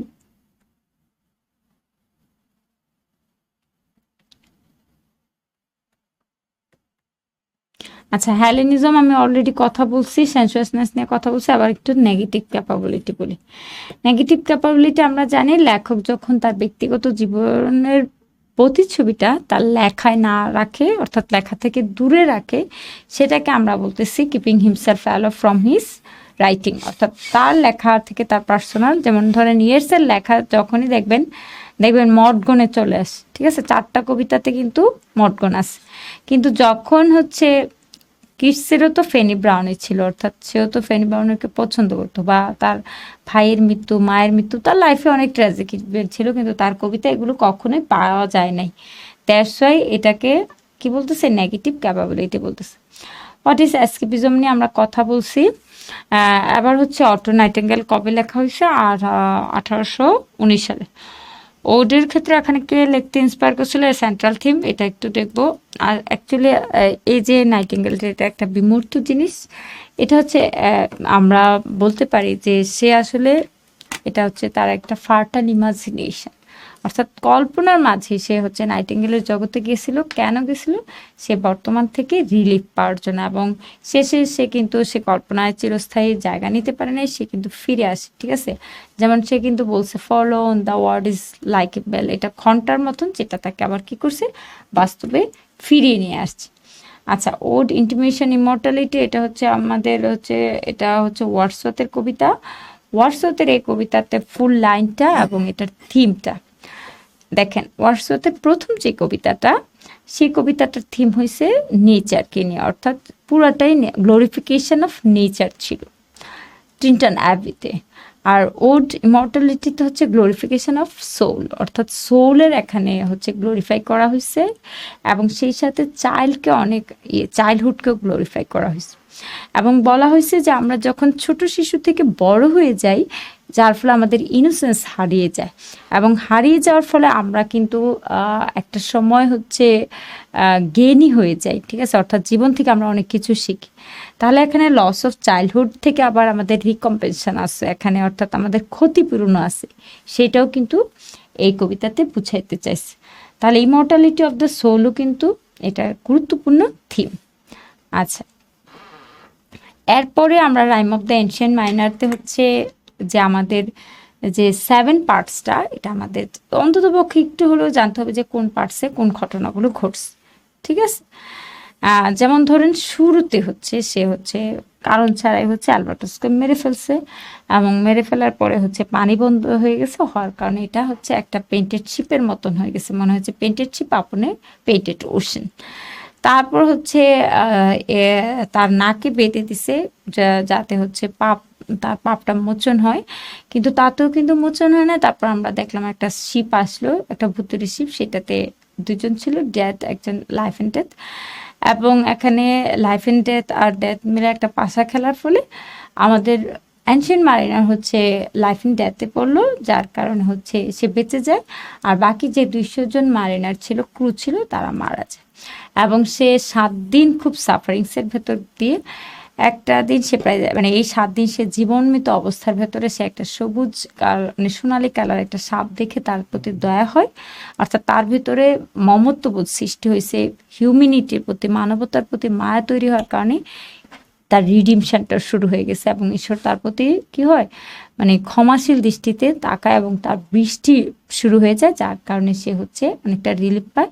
পরে আস্তে ধীরে আমরা আবার দেখি সে সাফারিংস করে, পরে সাফারিংসের পরে আস্তে ধীরে সে হচ্ছে এক সময় সে হারমিটের কাছে, অর্থাৎ সে তীরে এসে পৌঁছে যায়, এবং হারমিটের কাছে সে কনফারেন্স করে, এবং আলটিমেট রিয়েলাইজেশন হয় তার ভেতরে যে you should love all the creatures of God whether it is small and big, অর্থাৎ এটা যতটুকু ছোটই হোক বা বড়ই হোক, সেই হচ্ছে সর্বশ্রেষ্ঠ প্রার্থনা, যে প্রার্থনা হচ্ছে ঈশ্বরের সৃষ্টি থাকে। তাহলে এখানে হচ্ছে থিম সুপারন্যাচুরালিজম আমরা সবাই জানি, এবং এটা একটা লিটারেরি ব্যালেটের ভেতরে লেখা হয়েছে, এবং এটা time of the ancient manner, এটা কিন্তু লিরিক্যাল ব্যালেটসের একটা অংশ, এবং ট্রিন্টন অ্যাবেও কিন্তু লিরিক্যাল ব্যালেটসের অংশ। ওয়েস্টল্যান্ড এর প্রকাশকাল খুবই গুরুত্বপূর্ণ, আমি অনেকবার বলছিলাম, এবং এটা হচ্ছে গুরুত্বপূর্ণ এই কারণেই, কারণ এই সময়টা হচ্ছে একটা ট্রানজিট সময় বলতে পারি। প্রথম বিশ্বযুদ্ধ শেষ হয়েছে, আবার দ্বিতীয় বিশ্বযুদ্ধ শুরু হওয়ার মাঝামাঝি পর্যায়টা, তখন সমাজটা একটা অস্থির অবস্থার মধ্যে দিয়ে যাচ্ছিল, স্পিরিচুয়াল ব্যারেননেস মানুষের ভিতর চলে আসছে, অর্থাৎ সে নৈতিকতা জায়গাটা তার পুরো ভিতরটা খালি ছিল, যেটার একটা রিফ্লেকশন সমাজে হয়েছিল। এবং এই 434 লাইন অ্যাকচুয়ালি আগে ছিল না, এটা আরো অনেক বড় ছিল। ইজরা পাউন্ড কি করছে, এটাকে চিরতে বলি আর কি আমরা, যে এটাকে অনেক রিভিউ করে এটাকে ছোট করে দিচ্ছে, দ্যাটস ওয়াই এটা ডেডিকেটেড করা হয়েছে ইজরা পাউন্ডকে। এবং সেই সাথে আমরা জানি ইজরা পাউন্ড হচ্ছে ওয়েস্টল্যান্ডের কোলাবরেটর। তার দুই একটা কবিতার নামও একটু জানি না, যেহেতু ইজরা পাউন্ড হচ্ছে ওয়েস্টল্যান্ডের আমাদের যে ইলিয়ট আছে, ইলিয়টের সাথে সম্পর্কিত, ঠিক আছে। আচ্ছা, আমাদেরকে অবশ্যই এই 5টা সেকশনের নাম কি করতে হবে, বেরিয়াল অফ দ্য ডেড মুখস্থ করতে হবে, টাইরিসিয়াস থিমটা, ঠিক আছে, অর্থাৎ যে রিলিজিয়াস যে রিলিজিয়াস অ্যালগুলি না, যে মিথটা যে ব্যবহার করা হয়েছে, সেই মিথটা আমাদের যেকে জানতে হবে, অর্থাৎ টাইরিসিয়াস ফিশার কিংয়ের কথা বলা হয়েছে, ফিউবাস আছে। তাহলে এই ইয়াগুলো একটু আপনার জানতে হবে, যেহেতু এখানে আমরা কি করছে, ওয়েস্টল্যান্ডে হিন্দুইজম, বুদ্ধিজম এবং ক্রিশ্চিয়ানিটি এই 3টারে ব্যবহার করা হয়েছে। আমরা বুদ্ধিজমের ভেতরে দেখি ফায়ার সামনে বলা হয়েছে আগুনের কথা, আমরা জানি বৌদ্ধ ধর্মের নির্বাণ তত্ত্ব নামে একটা কথা আছে, অর্থাৎ আগুন দিয়ে পুড়ে নিজের ভেতরের যে কাম লালসা আছে সেগুলো পরে একটা খাঁটি মানুষ হওয়া। ঠিক ওয়েস্টল্যান্ডেও কবি এই অনেকটা ইকুত বা টোন ধরে কিন্তু বুঝাইতে চাইছে, অর্থাৎ আমাদের ভেতরে যে অশুভ বা খারাপ জিনিসগুলো আছে সেগুলো একমাত্র কিভাবে পিউরিফাই করা সম্ভব, যখন আপনি খাঁটি পুরে মানুষ হবেন, অর্থাৎ পেন এবং সাফারিংয়ের ভেতর দিয়ে যখন আপনি যান। উপনিষদের, হিন্দু উপনিষদের কথা বলা হয়েছে, প্রজাপতির কথা, থান্ডারের কথা বলা হয়েছে, যে একটা সলিউশন দিছিল সমাজের এই যে অনাচার যে সৃষ্টি হয়েছে, মানুষ যে তার লাভ, সেক্স এবং ম্যারিজ থেকে তার যে ফর্মটা থেকে অনেকটা ডেভিয়েটেড হয়ে নষ্ট হয়ে গেছে, সেটা বুঝাইতে গিয়ে 3টা সলিউশন দিয়েছিল। দা দা দা অর্থাৎ হচ্ছে দাতা, দামিয়াদাম, দামিয়াতা। তাহলে এই 3টা আপনাকে একটু জানতে হবে যে কোনটা কোনটা বোঝাচ্ছে। To give, to sympathize, to control. আরেকটা বিষয় হচ্ছে আমাদের যেটা আলোচ্য, আমরা 3টা মানে যে চরিত্র অর্থাৎ এখানে যে নৈতিক অবক্ষয়ের জায়গাটা যে দেখা হচ্ছে, অর্থাৎ স্পিরিচুয়াল যে ব্যারেননেসটা দেখাইছে, সেই ব্যারেননেসটা আসলে কোন চরিত্রগুলোর মাধ্যমে আমরা দেখছি। এখানে একটা দেখছি হাইসিন্থ গার্ল, একটা দেখছি টাইপিস্ট গার্ল। আবার সেই সাথে একটা বিষয় আছে, why London is called unreal cities. কেন লন্ডনকে আনরিয়েল সিটি বলা হয়েছে? কারণ লন্ডনের ভেতরে সেই হচ্ছে কি নাই, সেই ওয়ার্মটা নাই, সেই সজীবতাটা নাই, সেই যে প্রাচুর্যটা থাকার কথা সেটা মিসিং, সেজন্য বলতেছে। অর্থাৎ পিপল হ্যাভ নো ভিশন, তাদের ভেতর কোনো এম নাই, ভিশন নেই, তারা শুধু ছুটেই যাচ্ছে। এবং প্রথম যে লাইনটা, এপ্রিল ইজ দ্য ক্রুয়েলেস্ট মান্থ, সেটা একটু ভালো করে পড়তে হবে কেন এটাকে ক্রুয়েলেস্ট মান্থ বলা হয়েছে। এবার আসি আমরা টেস্ট অফ দ্য ডিয়ারবাবেলস। আমরা জানি এটা একটা ভিক্টোরিয়ান এইজের একটা বিখ্যাত নোভেল। টেস্ট অফ দ্য ডিয়ারবাবেলস হচ্ছে আমাদের যে ব্রিটেন সোসাইটি সেটাকে কোয়েশ্চেন করছে ডাবল স্ট্যান্ডার্ড নিয়ে। অর্থাৎ আমরা দেখি ছেলেদের জন্য এক নিয়ম এবং মেয়েদের জন্য আরেক নিয়ম। যখন টেস অনেকটা পরিস্থিতির শিকার হয়ে, ভিকটিম হয়ে কি করছিল, অ্যালেকের কাছে গেছিল, অর্থাৎ অ্যালেক দ্বারা রেপড হয়েছিল, পরে কিন্তু এই জন্য অ্যাঞ্জেল তাকে গ্রহণ করে নাই। অর্থাৎ এটা যদি একটা ছেলের ক্ষেত্রে হতো সেটা কিন্তু কখনোই হতো না। এইটাই মূলত লেখক প্রশ্ন করছে, কোয়েশ্চেন করছে, কিভাবে সে যখন একটা টাইটেল দিছে a pure woman faithfully presented, অর্থাৎ লেখকের চোখে সে কেন পিওর উম্যান? লেখকের চোখে লেখক বুঝাইতে চাইছে man should be just by his intention, অর্থাৎ একটা মানুষের ইন্টেনশন দিয়ে তাকে জাজ করা উচিত, নট ফিজিক্যাল লেয়ার। অর্থাৎ তার যে ভিতরের যে সত্তা, সেই সত্তাটাতে সে কেমন সেটা দিয়ে হচ্ছে তাকে জাজ করা উচিত, তার বাহ্যিকতা দিয়ে তাকে জাজ করা উচিত না। মানে আমরা তো মানুষকে যে ফিজিক্যাল বিষয়টা দিয়ে মানুষকে জাজ করি, ও মেয়েটার হচ্ছে রেপ হয়েছিল, সে হচ্ছে নষ্ট হয়ে গেছে, নষ্ট চিন্তা করতেছে টাস্ক। সমাজের দৃষ্টিতে যদিও এইভাবে মানে অ্যাজাম্পশন করছে, কনসিডার করছে, কিন্তু লেখকের চোখে তার যেহেতু ইন্টেনশন পিওর ছিল সেজন্য সে তাকে পিওর ওম্যান বলছে। এটা হচ্ছে টেস্ট অফ দ্য ডিয়ারবাবেলস হার্ডি, সব নোবেলগুলোর সেটিংস থাকে ওয়েসেক্স, যার কারণে হচ্ছে এই এই জিনিসটা গুরুত্বপূর্ণ। আর আমরা সবাই জানি হার্ডি হচ্ছে একটু পেসিমিস্টিক টাইপ লেখক, তো আমরা হচ্ছে সরোটা ক্যারেক্টারগুলো একটু জানবো। এবং সে হচ্ছে একটা ট্র্যাজিক ক্যারেক্টার, এখানে তার লাইফে চান্স বা কোইন্সিডেন্স তার লাইফে হচ্ছে একটা গুরুত্বপূর্ণ ভূমিকা পালন করছে, তার ফ্যাটালিজমের ক্ষেত্রে, অর্থাৎ তার ভাগ্য তার সাথে দেয় নাই। এবং সে কিভাবে একটা ট্র্যাজিক ক্যারেক্টার হলো খেয়াল করে দেখেন, তার ট্র্যাজেডিটা কিভাবে শুরু হয়েছে। প্রথম তার ট্র্যাজেডিটা শুরু হলো ডেথ, তার যে ফ্যামিলি যেই হর্সটা ছিল সেটার মৃত্যু, ঠিক আছে, অর্থাৎ প্রিন্সের মৃত্যু হলো। তারপর সে হচ্ছে অ্যালেকের কাছে গেল, গিয়ে দর্শিত হলো এবং অ্যাঞ্জেল তাকে ছেড়ে গেল, ঠিক আছে। অ্যাঞ্জেল তাকে ছেড়ে গেল, ছেড়ে যাওয়ার পর অর্থাৎ প্রথম সে হচ্ছে মারা গেল, সরি তাদের যে সার্ভাইভাল যেটা, আর্নিং সার্ভাইভাল যেটা, সেটা প্রিন্স মারা গেল। মারা যাওয়ার পর সে কাজের জন্য অ্যালেকের কাছে গিয়ে দর্শিত হওয়া এবং অ্যাঞ্জেল তাকে ছেড়ে চলে যাওয়া, সে আবার হচ্ছে অ্যালেকের দোষী মানে মিস্ট্রেস হিসেবে থাকা, এবং সর্বশেষ হচ্ছে সে অ্যালেককে যখন খুন করে। দ্যাটস দ্য হোল সামারি তার ট্র্যাজেডির, ঠিক আছে, সে যখন আবার অ্যালেককে খুন করে ফেলে। আচ্ছা, সানস অ্যান্ড লাভার্সে হচ্ছে অটোবায়োগ্রাফি জিনিসটা গুরুত্বপূর্ণ, সেজন্য আপনারা হচ্ছে সেটিংসটা একটু দেখবেন যে পল মোরেল অ্যাকচুয়ালি এখানে হচ্ছে আমাদের ডিএস লরেন্সের একটা রূপ, ঠিক আছে, অর্থাৎ রিফ্লেকশন আমরা বলতে পারি। আরেকটা হচ্ছে এইটা সংজ্ঞাটা মাস্ট আপনাকে জানা যাইতে হবে, মাদার ফিক্সেশন, ঠিক আছে, যেহেতু এটা অটোবায়োগ্রাফিক্যাল নোভেল। আচ্ছা, ডেথ অফ এ সেলসম্যানে খেয়াল করে দেখেন, এটার ফুল টাইটেলটা হচ্ছে certain private conversation into x. আপনাকে এখানে আরেকটা যেটা একটু পড়ে যেতে হবে সেটা হচ্ছে আমেরিকান ড্রিম,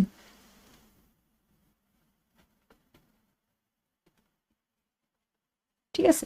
আচ্ছা, আমি আমেরিকান ড্রিম যাওয়ার আগে একটু টাইটেলটা বলি। এখানে বলছে 2টা অ্যাক্টে প্রাইভেট সার্টেন প্রাইভেট কনভারসেশন, এটা হচ্ছে ফুল অ্যাক্ট, অর্থাৎ 2 অ্যাক্টে নাটকটা শেষ হয়ে গেছে। এবং রেকুয়েম বলতেছে। আচ্ছা, রেকুয়েম জিনিসটা কি? রেকুয়েম জিনিসটা হচ্ছে এক ধরনের আমরা বলতে পারি সঙ্গীত জাতীয় জিনিস, যেটা শোক সঙ্গীত বলতে পারি আর কি, ঠিক আছে। আবার এই ধরনের সিমিলারই একটা আছে ডার্চ। তাহলে এগুলো কিন্তু আপনার জানতে হবে, ঠিক আছে। রেকুইয়াম, ডার্চ, এগুলো সংজ্ঞাটা জানতে হবে। আবার আছেন ডেথ অফ এ সেলসম্যানের কথা বলি। ডেথ অফ এ সেলসম্যানে একটা জিনিসে বুঝাইতে চেয়েছিল আমাদের গল্পের যে মেন প্রোটাগনিস্ট উইলি লোমান, সে হচ্ছে একটা ফলস সুপে ছিল, যে সে আমেরিকান ড্রিম দ্বারাই বড়লোক হয়ে যাবে, এটা তার লাইফের গাইডিং স্পিড। সে বিশ্বাস করতো যে মানে টাকা হইতে হইলে আপনার পরিশ্রম খুব বেশি করা লাগে না, আপনাকে সুন্দর হইতে হবে, মিষ্টি মিষ্টি কথা বলে মানুষকে মানে হ্যাপিটানাইজড করতে হবে। অর্থাৎ বিং লাইকড হচ্ছে তার কাছে মনে হয় যে ফেমাস হওয়া বা বিখ্যাত হওয়ার বা সফল হওয়ার, সাকসেস হওয়ার সূত্র। কিন্তু ডেথ অফ এ সেলসম্যানে মূলত নাটকর বুঝাইতে চাইছে যে সাকসেস হচ্ছে আসল কথা, এখানে আমেরিকান ড্রিম বা বিং লাইকড বলতে কিছু না। দ্যাটস ওয়াই আমেরিকান ড্রিমটা আপনাকে একটু সংজ্ঞাটা জানতে হবে। এটা মানে হচ্ছে your life should be bigger richer, অর্থাৎ এটা হচ্ছে একটা থিম যেখানে মনে হয় যে তোমাকে আরো বেশি ধনী হতে হবে, আরো বেশি করতে হবে। আচ্ছা, প্রাইড অ্যান্ড প্রিজুডিস যখন নাটকটা শুরু হয়, এটার নাটকটার প্রাইড কার ছিল প্রশ্ন আসছে। প্রাইড ছিল, আমরা ধরে নিই যে ডার্সি ছিল, এবং প্রিজুডিস ছিল কার? আমাদের গল্পের যে মেন যে হিরোইন, সে হচ্ছে এলিজাবেথ ব্যানেটের। 5টা বোন, আপনাকে যদি প্রাইড অ্যান্ড প্রিজুডিস থেকে প্রশ্ন আসে তাহলে অবশ্যই 5টা বোনের নাম জিজ্ঞেস করবে, স্পেশালি এলিজাবেথ ব্যানেট এবং হচ্ছে জেইন ব্যানেটের কথা জিজ্ঞেস করবে। এখানে পুরো নাটকটাতে হচ্ছে সবচেয়ে ব্যক্তিত্ববান মেয়ে হচ্ছে এখানে এলিজাবেথ ব্যানেট। এই নাটকে অনেকগুলো প্রায় মানে আমরা অনেকগুলো পত্র ছিল আর কি, মানে অর্থাৎ লেটার লেখা হয়েছে। যেই নাটকগুলোতে সাধারণত পত্র ব্যবহার থাকে সেগুলোকে আমরা পত্র উপন্যাস বলে থাকি, তাহলে এটাকে ইংরেজিতে বলে অ্যাপিস্টোলারি নোভেল, ঠিক আছে। এই যে নাটকটা নোভেলটার প্রথম যে লাইনটা, সেটা ভাইবা অনেক সময় জিজ্ঞেস করে থাকে, what is the opening line, ঠিক আছে। তাহলে কষ্ট করে আমাকে এই লাইনটা একটু আমাদেরকে মুখস্থ করে ফেলতে হবে। এবং এটা হচ্ছে একটা আইরনির উদাহরণ। কেন আইরনি? এখানে বলতেছে ইট ইজ এ ট্রুথ, এটি হচ্ছে সত্য, ইউনিভার্সালি অ্যাকনলেজড, ঠিক আছে। অর্থাৎ যে মানে সেটা অ্যাকনলেজ যে একজন ব্যাচেলর মানুষ, সে হচ্ছে একটা মেয়ে খুঁজতেছে, কিন্তু আমরা দেখি এটা উল্টা ঘটছে। আমরা দেখি যে যার টাকা পয়সা আছে, যে ছেলেদের, সেই ছেলেদের পিছনে হচ্ছে মেয়েরা ছুটছে। আর এখানে বলতেছে যে পুরুষের টাকা পয়সা আছে, সে হচ্ছে ওয়াইফ খুঁজতেছে, কিন্তু আমরা কিন্তু এটা উল্টা দেখছি। যেহেতু উল্টাটাকে সবসময় আমরা আইরনি বলি, তো এই জন্য হচ্ছে এই থিম, এই প্রশ্নটা করে থাকে যে ওপেনিং লাইনটা বলো। তাহলে এই জন্য আপনাকে এটা আমাদের 38তম বিসিএস এর ভাইভাতেও জিজ্ঞেস করছিল। দ্যাটস ওয়াই একটু কষ্ট করে থিম। আর প্রাইড অ্যান্ড প্রিজুডিস থেকে প্রশ্ন হওয়ার সম্ভাবনা আছে, এটা ইম্পর্টেন্ট। টেস্ট থেকে প্রশ্ন হওয়ার সম্ভাবনা আছে, এটা ইম্পর্টেন্ট। ওয়েস্টল্যান্ড থেকে প্রশ্ন হওয়ার সম্ভাবনা আছে, ওয়াট ওয়েস্ট উইন্ড থেকে প্রশ্ন হওয়ার সম্ভাবনা আছে, অটো নাইটিঙ্গেল থেকে প্রশ্ন হওয়ার সম্ভাবনা আছে, গ্রিসিয়ান আন থেকে প্রশ্ন হওয়ার সম্ভাবনা আছে। অর্থাৎ যেগুলো সাধারণত বেশিরভাগ আলোচিত টপিক আর কি, ডুবার বিচ। তারপর এখানে আরও আছে, যেটা হচ্ছে মাই লাস্ট টাচেস। মোটামুটি এগুলো বিখ্যাত কবিতা। স্কাইলার কবিতাটা বা কুবলা খান, এগুলো একটু কম আলোচিত। আর ডিজেকশন, ঠিক আছে। ডিজেকশন হচ্ছে কবির ব্যক্তিগত জীবনে তিনি একজনকে পছন্দ করতেন, মানে তাকে না পাওয়ার বেদনা থেকে সে লিখছে। কুবলা খান, এটা একটা অসম্পূর্ণ কবিতা। সে যখন ওপিয়াম বা আফিম খাইছিল, খাওয়ার পর তার যে একটা অনুভূতির থেকে যে সে স্বপ্নের ঘোর মানে ঘোরের ভিতরে সে এই কবিতাটা লিখছিল। হঠাৎ পরে সে এটা কমপ্লিট করতে পারেনি, নাই, মাঝখানে ব্রেক হয়েছিল। দ্যাটস ওয়াই ইট ইজ বলা হয় যে একটা ফ্র্যাগমেন্ট পোয়েম, ঠিক আছে, অর্থাৎ অসম্পূর্ণ কবিতা। প্রাইড অ্যান্ড প্রিজুডিসের থিম হচ্ছে লাভ, ম্যারেজ এবং হচ্ছে মানি, যে টাকার বিষয়টা। এবং এখানে 3 ধরনের বিয়ে দেখানো হয়েছে। একটা বিয়ে দেখানো হয়েছে মিউচুয়াল আন্ডারস্ট্যান্ডিং এর ভিতর যে বিয়েটা হয়ে থাকে, যেটা হচ্ছে এলিজাবেথ ব্যানেট এবং ডার্সির মাধ্যমে। তারপর যে বিয়েটা দেখানো হয়েছে জেন বিংলির সাথে হচ্ছে জেন এবং বিংলি বিয়ে, এবং আরেকটা ম্যারেজ দেখানো হয়েছে যেটা হচ্ছে টাকা পয়সার ভিত্তিতে হয়ে থাকে, অর্থাৎ ফাইন্যান্সিয়াল সিকিউরিটিকে বেসড করে যে মার্কিনারি ম্যারেজটা হয়ে থাকে সেটা আমরা শার্লটির মাধ্যমে দেখছি। আরেকটা বিয়ে দেখছি যেটা ফিজিক্যাল অ্যাট্রাকশনে হয়ে থাকে, অর্থাৎ যার চেহারা দেখে ভালো লাগে সেই ভালো লাগা থেকে যে বিয়েটা হয় এটা আমরা লিডিয়া উইকহামের ক্যারেক্টারগুলোর মাধ্যমে পাইছি। তাহলে যদি ডিপ প্রশ্ন আসে সেগুলো কি হতে পারে, আলোচনা হতে পারে। আবার আছেন ডাব্লিউ.বি. ইয়েটসের অনেক কবিতা আছে, অনেক কবিতার ভেতরে সব কবিতা তো আপনার পড়া সম্ভব না, কিন্তু আপনি একটু চেষ্টা করবেন সাইলেন্ট বাইজেন্টাইন পড়ার জন্য, ঠিক আছে। তারপর আরেকটা চেষ্টা করবেন, সেটা হচ্ছে যে তার আরেকটা বিখ্যাত কবিতা আছে ইয়ে থিম নিয়ে, ঠিক আছে।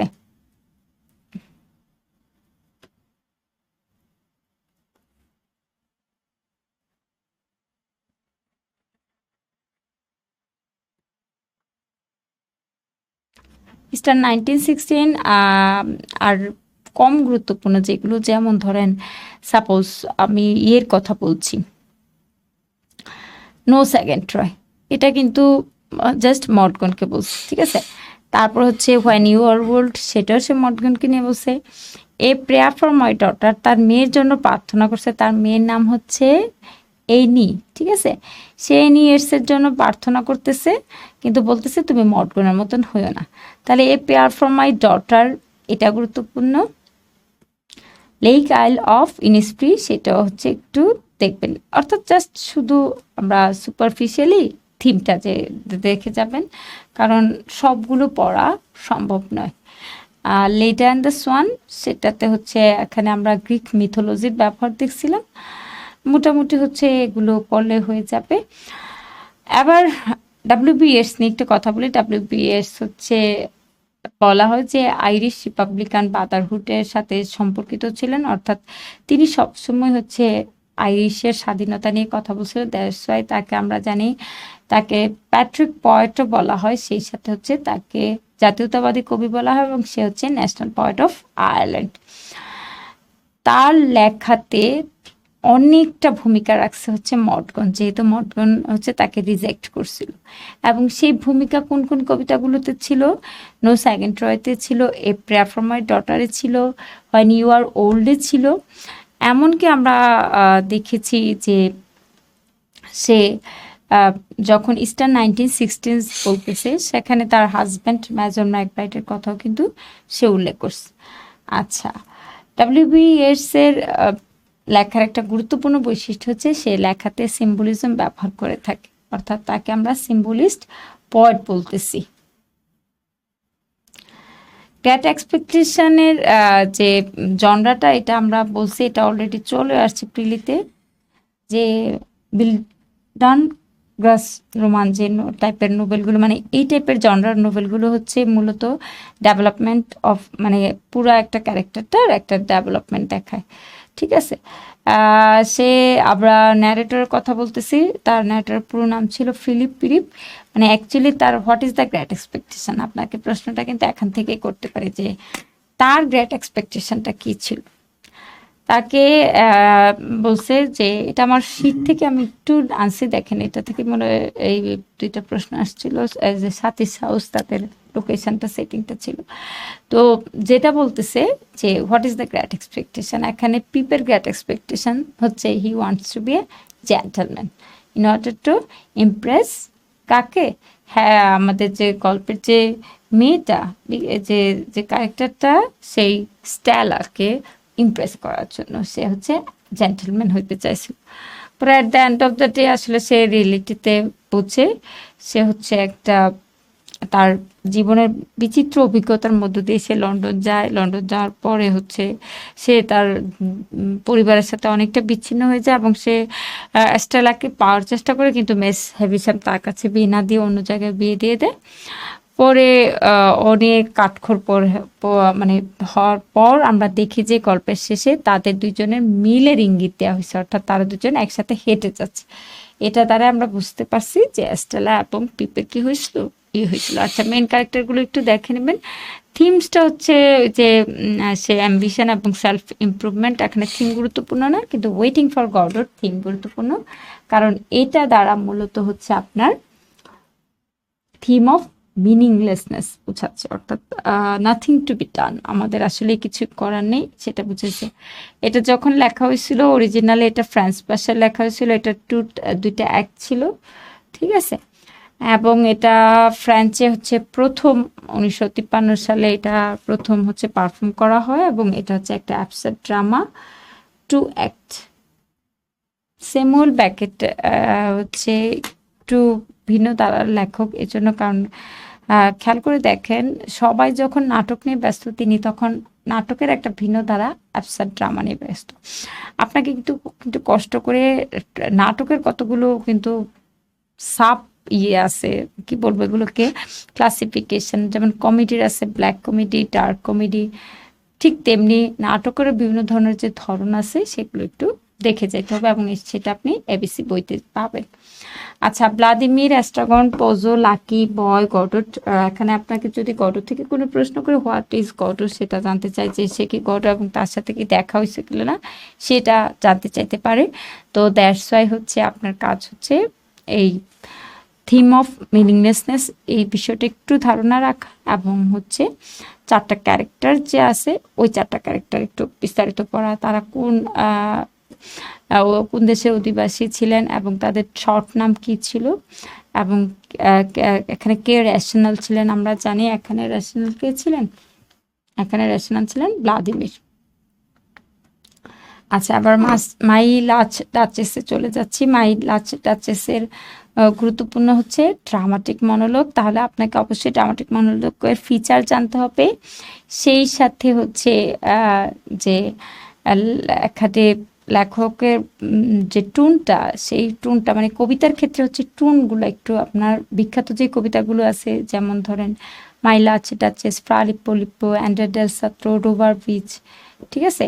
এই দেখবেন সিরিয়াস কবিতাগুলোর টোনগুলো সিরিয়াস থাকে, আর যে কবিতাগুলো একটু স্পিরিটেড, যেমন লেবুরেশনের টাইপ হচ্ছে, এটা হচ্ছে ওয়েস্ট উইন্ড, সেটা আপনি মানে একটা, যদিও এত সময় নাই, একটু দেখে মানে কবিতাটার আঙ্গিকে একটা অ্যাজাম্পশন তৈরি করার চেষ্টা করবেন যে এটার টোনটা কী হতো। টোন হচ্ছে মেজাজ, মেজাজ মানে হচ্ছে ধরেন আমি যে এখন কথা বলছি আমি কিন্তু শান্ত সুরে কথা বলতেছি, হ্যাঁ, এটাও কিন্তু একটা টোন। আবার আমার গলার ভয়েসটা যখন খুব ধরেন আপনাকে খুব জোরে কথা বলতেছি, কর্কশভাবে কথা বলতেছি, তখন কিন্তু এটা আরেকটা রকম টোন। আমি যখন খুব অসুস্থ থাকি, যখন আমার মুখ দিয়ে কথাই বের হয় না, তখন কিন্তু আমার টোনটা মেলানকলিক হয়ে যাইতে পারে। এই জিনিসগুলো হচ্ছে কবিতার ক্ষেত্রে জাস্ট আপনি যেহেতু পড়ছেন সাবজেক্টিভ আন্দাজ করে যে এটা লিখে রাখবেন, মানে কবিতাটার অ্যান্সারটা তো বের করবেনই, বের করার পর কবিতাটার থেকে মানে যদি পরীক্ষা যখন আপনাকে ভাইবা বলে জিজ্ঞেস করেন, ধরেন আপনার মনে নাই, কবিতাটার আলোকে একটা চিন্তা করার চেষ্টা করবেন। যেমন ধরেন সাপোজ আপনাকে এখানে একটা কবিতা যেটা হচ্ছে ডুভার বিচ, এটার কবিতাটার থিমটা কিন্তু সিরিয়াস, ঠিক আছে, তাহলে এটা আপনি রিফ্লেক্টিভ বা সিরিয়াস টোন বলতে পারেন। আবার কোনো কবিতা আছে দেখেন এটাতে ট্র্যাজিক বলতেছে, তাহলে সেটাকে আপনি মেলানকলিক টোন বলতে পারেন। এখানে মাই লাচ ডাচেসের যদি আপনাকে প্রশ্ন করে যে ডিউক কেমন ছিল, ডিউক কেমন চরিত্র ছিল, ডিউক ফেরারা, তাহলে আপনি অবশ্যই বলবেন যে ডিউক ফেরারা একজন অটোক্রেটিক এবং একজন নিষ্ঠুর, ঠিক আছে, স্বার্থপর মানুষ ছিলেন। সে তার স্ত্রীর যে স্বাভাবিক যে আচরণ, সে যে একদম সাধারণ ডাউন টু আর্থ যে আচরণ সেটা মেনে নিতে পারেনি, সেজন্য তাকে সে খুন করে ফেলছে। গালিবার ট্রাভেলসের আপনাকে অবশ্যই 4টা না যে আছে সেটা মুখস্থ করতে হবে, ঠিক আছে, যে 4টা কি ভয়েস অর্থাৎ যাত্রা যেটা আছে সেটা মুখস্থ করতে হবে, এবং অবশ্যই এটা একটা পলিটিক্যাল স্যাটায়ার। এখন প্রশ্ন আসবে হোয়াট ইজ স্যাটায়ার, স্যাটায়ারের সংজ্ঞাটা জানতে হবে, এবং কোন কোন অংশটা পলিটিক্যাল স্যাটায়ার। প্রথম 2টা অংশ সে পলিটিক্যাল স্যাটায়ার করছে, লাস্ট অংশটাতে সে মানুষকে একটা স্যাটায়ার করার চেষ্টা করছে, মানুষের চরিত্র স্বভাব নিয়ে। দ্যাটস ওয়াই লাস্ট অংশটার জন্য আমরা তাকে মানে এজিউম করে থাকি যে তিনি একজন মিসানথ্রোপিস্ট, মানে আমাদের ধারণা করে থাকি যে তিনি মনে হয় যে মিসানথ্রোপিস্ট, এবং এটা কিন্তু চলে আসছে আমাদের এই যে লাইনটা যে বলছে, যে যেটা আমাদের প্রশ্নে আসছিল, সেটা কিন্তু একটু কষ্ট করে মুখস্থ করে যাইতে হবে, ঠিক আছে? তাহলে সে আর তার 3 নাম্বার যেই বয়সটা ছিল সেটা দ্বারা সে মূলত সায়েন্সকে কি করছে, স্যাটার করছে। বিশেষ করে লাগাডোর যে গ্র্যান্ড একাডেমি দ্বারা তিনি মূলত রয়্যাল সোসাইটিকে কি করার চেষ্টা করছে, স্যাটার করার চেষ্টা করছে। তারপর আমরা দেখি যে এখানে ইংল্যান্ডের সাথে সবসময় ফ্রান্সের তখন যুদ্ধ চলতো, তাহলে ব্লেফেস্কু দ্বারা হচ্ছে ফ্রান্স বুঝাইছে, লিলিপোটের দেশ দ্বারা মূলত ইংল্যান্ড বুঝাইছে, ঠিক আছে? এবং র্যাড্রেসাল ক্যারেক্টারটা দেখতে হবে, তখন ইংল্যান্ডের প্রধানমন্ত্রী কে ছিলেন, কিং ওয়ালপোল ছিলেন, ঠিক আছে? সেটা একটু জেনে নিতে হবে আমাদের। আচ্ছা, প্যারাডাইস লস্ট হচ্ছে এটা অনেক বড়। আমরা এখানে দেখেন মেইন থিমটা হচ্ছে এখানে টেম্পটেশন এবং fall of Adam and eve.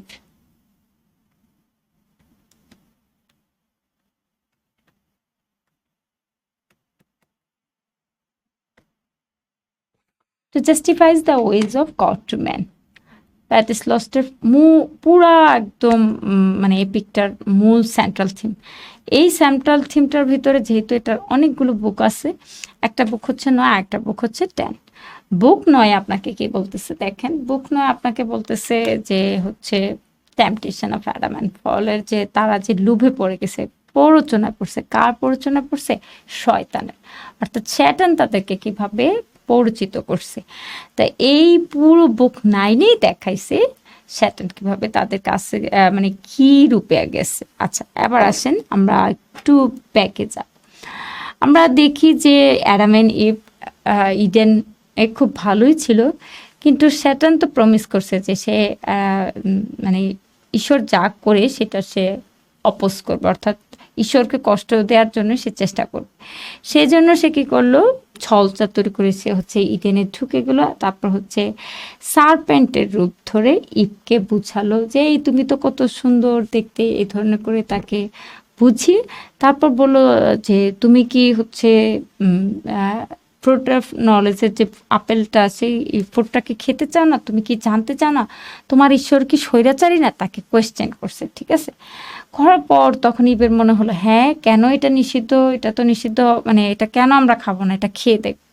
তখন ইবও এটা খেয়ে ফেললো এবং ইব খাওয়ার কারণে অ্যাডামকেও সে খেতে বললো, এবং অ্যাডাম জানে যেহেতু ইবের এখন ফল হবে, সে অনেকটা বাধ্য হয়ে অ্যাডামের মানে ইবের কথা শুনে সে খেয়েছিল। তারপর এটার ফলে তাদেরকে কি করলো, সান অফ গড তাদের কাছে আসলো ঈশ্বরের পক্ষ থেকে, এবং তাদেরকে শাস্তি ঘোষণা করা হলো, এবং তাদেরকে হচ্ছে তাদের ইনোসেন্স চলে যায়, তারা ন্যাকেট হয়ে যায়। এই যে পুরো বিষয়টা একটা গ্র্যান্ড থিমের উপর যেহেতু প্রতিষ্ঠিত, মানে দাঁড় করাইছে, সেজন্য এটাকে আমরা কি বলতেছি, এপিক বলতেছি। তাহলে অবশ্যই আপনাকে এপিকের কয়েকটা ফিচার জানতে হবে, এবং এখানে শয়তানের যে রোলটা, সেই রোলটা আমরা দেখবো, ঠিক আছে? তাহলে আমি এখানে শয়তানস রোল দেখাই দিছি, টেম্পটেশন বলছি, ফলস বলছি। আশা করি এগুলো পড়লে মোটামুটি যদি এখান থেকে প্রশ্ন জিজ্ঞেস করে আপনারা অ্যান্সার করতে পারবেন। আমি আপনাদেরকে কাইন্ডলি রিকোয়েস্ট করব, এইটা অন্তত পক্ষে চেষ্টা করবেন একটু ডিপলি এআই বা গুগলের সাহায্যে ফেমাস লাইনগুলো বুক 9 এবং বুক 10 পড়ার জন্য, ঠিক আছে? আচ্ছা, আমাদের এখানে স্কাইলার্ক বাদ পড়ছে। স্কাইলার্কে দেখেন এখানে প্রচুর ইমেজের ব্যবহার করছে স্কাইলার্ক কবিতাতে, ওয়েস্ট শেলি। আরেক হচ্ছে এখানে যেটা দেখাইছে স্কাইলার্ক পাখি, এখানে আসলে সে একটা সিম্বল অ্যাবস্ট্রাক্ট বিউটির, ঠিক আছে? তো এই পাখিটা মূলত হচ্ছে লেখক হচ্ছে এখানে আর্টের গ্লোরিফিকেশন করছে। যেমন ধরেন আমরা অডনে গ্রিসিয়ান আন এবং অটো নাইটিঙ্গেলে একটা লেখকের একটা মানে চেষ্টা দেখতে পারছি, সেটা হচ্ছে আর্ট ভার্সেস হিউম্যান, অর্থাৎ মানুষের সাথে যে লাইফের, আর্ট ভার্সেস লাইফের যে দ্বন্দ্বটা, অর্থাৎ life is short art is long, এই থিওরিটা মানে সুপ্রিমেসি অফ আর্ট কিন্তু দেখাইতে চাইছে অডনে গ্রিসিয়ানান এবং অটো নাইটিঙ্গেল। কারণ লেখক কবি বলতেছে যে নাইটিঙ্গেল পাখির গান কখনো শেষ হবে না, ঠিক আছে? কিন্তু মানুষ মারা যায়, মানুষ beauty cannot keep her lustrous আইস। ঠিক গ্রিসিয়ান আর্নও হচ্ছে সেই এই আর্নটা জীবিত মানে টিকে থাকবে। হ্যাঁ, এটাকে সিলভান হিস্ট্রিয়ান বলতেছে, কোল প্যাস্ট্রাল বলতেছে, কিন্তু কখনোই হচ্ছে মানে আমাদের সীমিত আছে, কিন্তু এটা শেষ হবে না। আর্টের স্থায়িত্বের কথা বলতেছে। ঠিক তেমনি আমরা শেলিও দেখি স্কাইলার্ক হচ্ছে, স্কাইলার্ক পাখির এখানে গ্লোরিফাই করছে আইডিওলজি, মানে তাকে মানে তার বন্দনা করতেছে। এখানে আমরা অনেক ইমেজের ব্যবহার দেখতে পাই এবং অনেক সিমিলির ব্যবহার দেখতে পাই, ঠিক আছে, স্কাইলার্ক কবিতাতে। এবং তাকে একটা স্পিড বলতেছে, ঠিক আছে, হেল করতেছে, অভিনন্দন জানাচ্ছে। তার পাখি বলতেছে তুমি কোথা থেকে এত সুন্দর গান গাও, ঠিক আছে, অর্থাৎ সে হচ্ছে মোহিত হয়ে গেছে। ইন মেমোরিয়াম হচ্ছে অনেক বড় বিশাল কবিতা, কার? আমাদের টেনিসনের। এই কবিতাটা সে ধারণা করা হয় অনেক বছর ধরে লিখছে, এবং এই কবিতাটার কয়েকটা সেগমেন্টও আছে, মানে কয়েকটা 3টা অংশে ভাগ করে সে লিখছিল, এবং সে এটা হচ্ছে আর্থার হেনরি হ্যালামের কে সে এটা উৎসর্গ করছে। আমরা মোটামুটি হচ্ছে যদি ভিক্টোরিয়ান এইজে চিন্তা করি, যে আমাদের সাবজেক্টিভে যে প্রশ্নগুলো আছে সেগুলো যেহেতু আমাদের পরীক্ষার জন্য আমরা পড়ছি, এখানে আপনাকে প্রশ্ন করতে পারে কোনগুলা, সেগুলো বোঝার জন্য হচ্ছে আপনি আমি যদি পরামর্শ দিই যে যারা হচ্ছে ন্যাশনাল ইউনিভার্সিটিতে পড়াশোনা করেনি, অর্থাৎ বিভিন্ন ধরনের পাবলিক ইউনিভার্সিটি থেকে পড়াশোনা করছেন, তারা চাইলে হচ্ছে আপনি একটু কষ্ট করে স্টাডি গাইডে সংগ্রহ করলেও কিন্তু এখানে অনেক এমসিকিউ আছে, সেই এমসিকিউগুলো প্র্যাকটিস করলেও হচ্ছে আপনার অনেকটাই হচ্ছে জড়তা কেটে যেতে পারে। এটা হচ্ছে ধরেন আপনি একদিন বসে হচ্ছে আপনার সাবজেক্টিভের যতটা টপিক, সেই টপিকগুলো সবগুলো এমসিকিউ স্টাডি বা সেট সাজেশন, যেহেতু আপনার খুব সময় নাই, এটা আপনাকে একটা ট্রিক বলে দিচ্ছি। ফার্স্ট ইয়ার থেকে মাস্টার্স পর্যন্ত এখানে 5টা, হ্যাঁ 5টার যদি আপনি সেট সাজেশন বইটা কিনেন, ওই বইটাতে কিন্তু আপনার সাবজেক্টিভের সবগুলো কি আছে, মানে কোনো না কোনো ইয়ারে গল্পগুলো আছে। যেমন ধরেন মাস্টার্সে আপনি হচ্ছে 3টা না 4টা উইলিয়াম শেক্সপিয়ারের কি পাবেন, নাটকটা পাবেন। তাহলে আপনি হচ্ছে যেহেতু সময় কম, ঠিক আছে, তাহলে আপনি যদি আপনার সাবজেক্টিভের প্রিপারেশন খুব বেশি ভালো না হয়, আর খুব বেশি ভালো হলে লাগবে না, আমি বলতেছি আপনার প্রিপারেশন যদি খুব নড়বড়ে হয়, যেহেতু আর আপনার সময় নেই, 5-6 দিন আছে, তাহলে আপনি হচ্ছে ফার্স্ট ইয়ারের সেট সাজেশন থেকে মাস্টার্সের পর্যন্ত সেট সাজেশন একটা বই আর কি, ওই বইটাতে দেখবেন এমসিকিউ আকারে ইংলিশে প্রশ্নগুলো আছে, ব্রিফ কোয়েশ্চেনগুলো আছে। তো সেগুলো হচ্ছে যেটার সাথে আপনার মিল আছে সেটা পড়বেন। ধরেন আমি যদি বলি যে ফার্স্ট ইয়ারে কি আছে, ওয়েস্ট উইন্ড আছে সেট সাজেশনে, তাহলে সেট সাজেশনটা কিনলে আপনি বের করবেন যে কোথায় ওয়েস্ট উইন্ড আছে, এরপরে দেখবেন এখানে কতগুলো প্রশ্ন করা আছে, ঠিক আছে, তাহলে আপনি প্রশ্নগুলো পড়ে ফেলবেন সেখানে, তাহলে আপনার উত্তরটা রেডি হয়ে গেল, আপনাকে আর কষ্ট করে উত্তর বানাতে হলো না। তেমনি সেকেন্ড ইয়ারের সেট সাজেশনে আপনি হচ্ছে rhyme of the ancient mariner পাবেন, তারপর হচ্ছে আপনি কুবলা খান পাবেন, ট্রিন্টন অ্যাবে পাবেন, স্কাইলার্ক পাবেন, গ্রিসিয়ান আর্ন পাবেন। তখন সেট সাজেশন থেকে আপনি প্রশ্নগুলো পড়ে ফেললেন, সেক্ষেত্রে আপনার প্রিপারেশনটা ভালো হতে পারে যদি আপনার নড়বড়ে অবস্থা থাকে, ঠিক আছে। স্টাডি গাইড কেনার দরকার নেই, আমি বলছি যে সেট সাজেশন কিনে ফেলেন যাদের একদম সাবজেক্টিভে নলেজ খুব পোর, ঠিক আছে। তাহলে মোটামুটি আমরা চেষ্টা করেছি সবগুলো আলোচনা করার, তারপরেও যদি কোনো কিছু একটা বাদ পড়ে যায় আমি চেষ্টা করব স্লাইডে সেটা অ্যাড করে দেয়। আরেকটা কথা হলো, সর্বশেষ কথা, আপনি শিক্ষক হবেন যোগ্যতা, আর ভালো শিক্ষক হবেন দক্ষতা। আর মূলত ভাইভাটা নেওয়ার চেষ্টা করবে এই জন্যই যে আপনার কতটুকু যোগ্যতা আছে সেটা টেস্ট করার জন্য। চেষ্টা করবেন যতটুকু সম্ভব টোনের ক্ষেত্রে আঞ্চলিকতাটা পরিহার করার চেষ্টা করবেন। শব্দ আমরা প্রায় বলে থাকি কথার অ্যান্সার দেওয়ার সময়, সেটাও পরিহার করার চেষ্টা করবেন। হাসি খুশি থাকার মানে পুরো সময়টুকুতে চেষ্টা করবেন যে স্বাভাবিক থাকার, মানে খুব ঘাবড়ে না যাওয়ার। আপনি যদি খুব ঘাবড়ে যান তাহলে আপনাকে কিন্তু তারা অ্যাসেসমেন্টে যাবে না, কোনো রকম আপনাকে বের করে দেবে, মানে ভাইভাটা নিয়ে বের করে দেবে, কারণ তারা তো দুইজনের ভিতরে একজন নেবে। তো দেখতেছে সে ভয় পায়, তাহলে সে ক্লাসে গেলেও তো ভয় পাবে, তাহলে শিক্ষকও শিক্ষক হচ্ছে সবচেয়ে বড় অভিনেতা, ঠিক আছে? সে যত বেশি অভিনয় সুন্দর পারে, সে তত তার অডিয়েন্স বা ছাত্রদেরকে কি করতে পারবে, আকর্ষিত করতে পারবে। তো এই জন্য হচ্ছে অভিনেতার সবচেয়ে বড় গুণ হচ্ছে তার কনফিডেন্স, ঠিক আছে? কনফিডেন্স। তো এই যে তার কনফিডেন্সটা, সেই কনফিডেন্সটা আপনার ভিতর থাকতে হবে যদি আপনি একজন শিক্ষক হতে চান। আশা করি আপনি এই গ্রুমিংয়ের জায়গাটা একটু খেয়াল রাখার চেষ্টা করবেন, কারণ মূলত যেহেতু এটা এমসিকিউর ভাইবা, আপনাকে প্রিলিতে আপনি একটা মেধার স্বাক্ষর দেখিয়েছেন বা আপনার ভেতর কিছু আছে দেখেই এত হাজার মানুষের ভেতর আসতে পারছেন, দ্যাট মিনস আপনি অবশ্যই মেধাবী। এখানে কোনো ডিনাই করার সুযোগ নেই, অস্বীকার করার কোনো রাস্তা নেই। তাহলে আপনার আর একটা পথ বাকি, সেটা হচ্ছে ভাইবা, অর্থাৎ আপনার চূড়ান্ত লক্ষ্যে যাওয়ার। সেক্ষেত্রে আপনার হারানোর কিছু নাই, হয় আপনি শিক্ষক হবেন, আর না হলে আপনি পরের বিসিএসে আবার শিক্ষক বা অন্য কিছু একটা হবেন। আপনি শুধু এটাই মাথায় রাখবেন। আমি বারবার বলছি, একজন শিক্ষকের আচরণ, কথাবার্তা, চাল চলন কিন্তু একটা গুরুত্বপূর্ণ জিনিস। আপনার মার্কিংয়ের ক্ষেত্রে তারা চিন্তা করবে, ঠিক আছে? কেন চিন্তা করবে? ধরেন যদি ডাক্তারদের ভাইবা হতো, এখানে কিন্তু আচরণ গুরুত্বপূর্ণ নাই, ঠিক আছে? কিন্তু একটা টিচার ক্লাসে পড়াতে যাবে, সে কিভাবে কথা বলছে, সে কিভাবে এক্সপ্রেশন দিচ্ছে, তার টোন কেমন, তার ভয়েস কেমন, তাকে কথা বলার ক্যাপাবিলিটি আছে কিনা, সে কি মানুষকে কনভিন্স করতে পারবে কিনা, সেই জিনিসটা খুবই গুরুত্বপূর্ণ। আমি এই কথাগুলো কেন বলতেছি, ধরেন আমি 1.5 ঘন্টা লেকচার নিছি, এটাও যেমন গুরুত্বপূর্ণ। এই 1.5 ঘন্টা লেকচার নিছি মানে এটা কি, আপনার নলেজটা আমি দেওয়ার চেষ্টা করছি, অর্থাৎ এটাকে আমরা বলি পেশাগত জ্ঞান।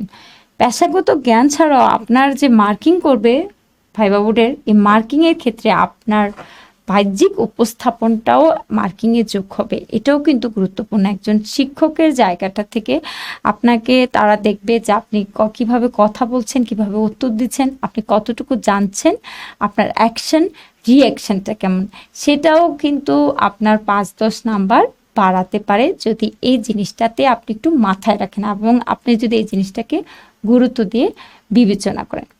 আজকে অনেক কথা বলেছি, হয়তো কোথাও উচ্চারণ ভুল হতে পারে বা কোথায় হয়তো ইনফরমেশনের কোনো গ্যাপ থাকতে পারে, সেজন্য ক্ষমা চেয়ে নিচ্ছি এবং সবাইকে অনেক অনেক শুভকামনা জানিয়ে আমার আজকের ক্লাস শেষ করছি। সবাই ভালো থাকবেন, সুস্থ থাকবেন।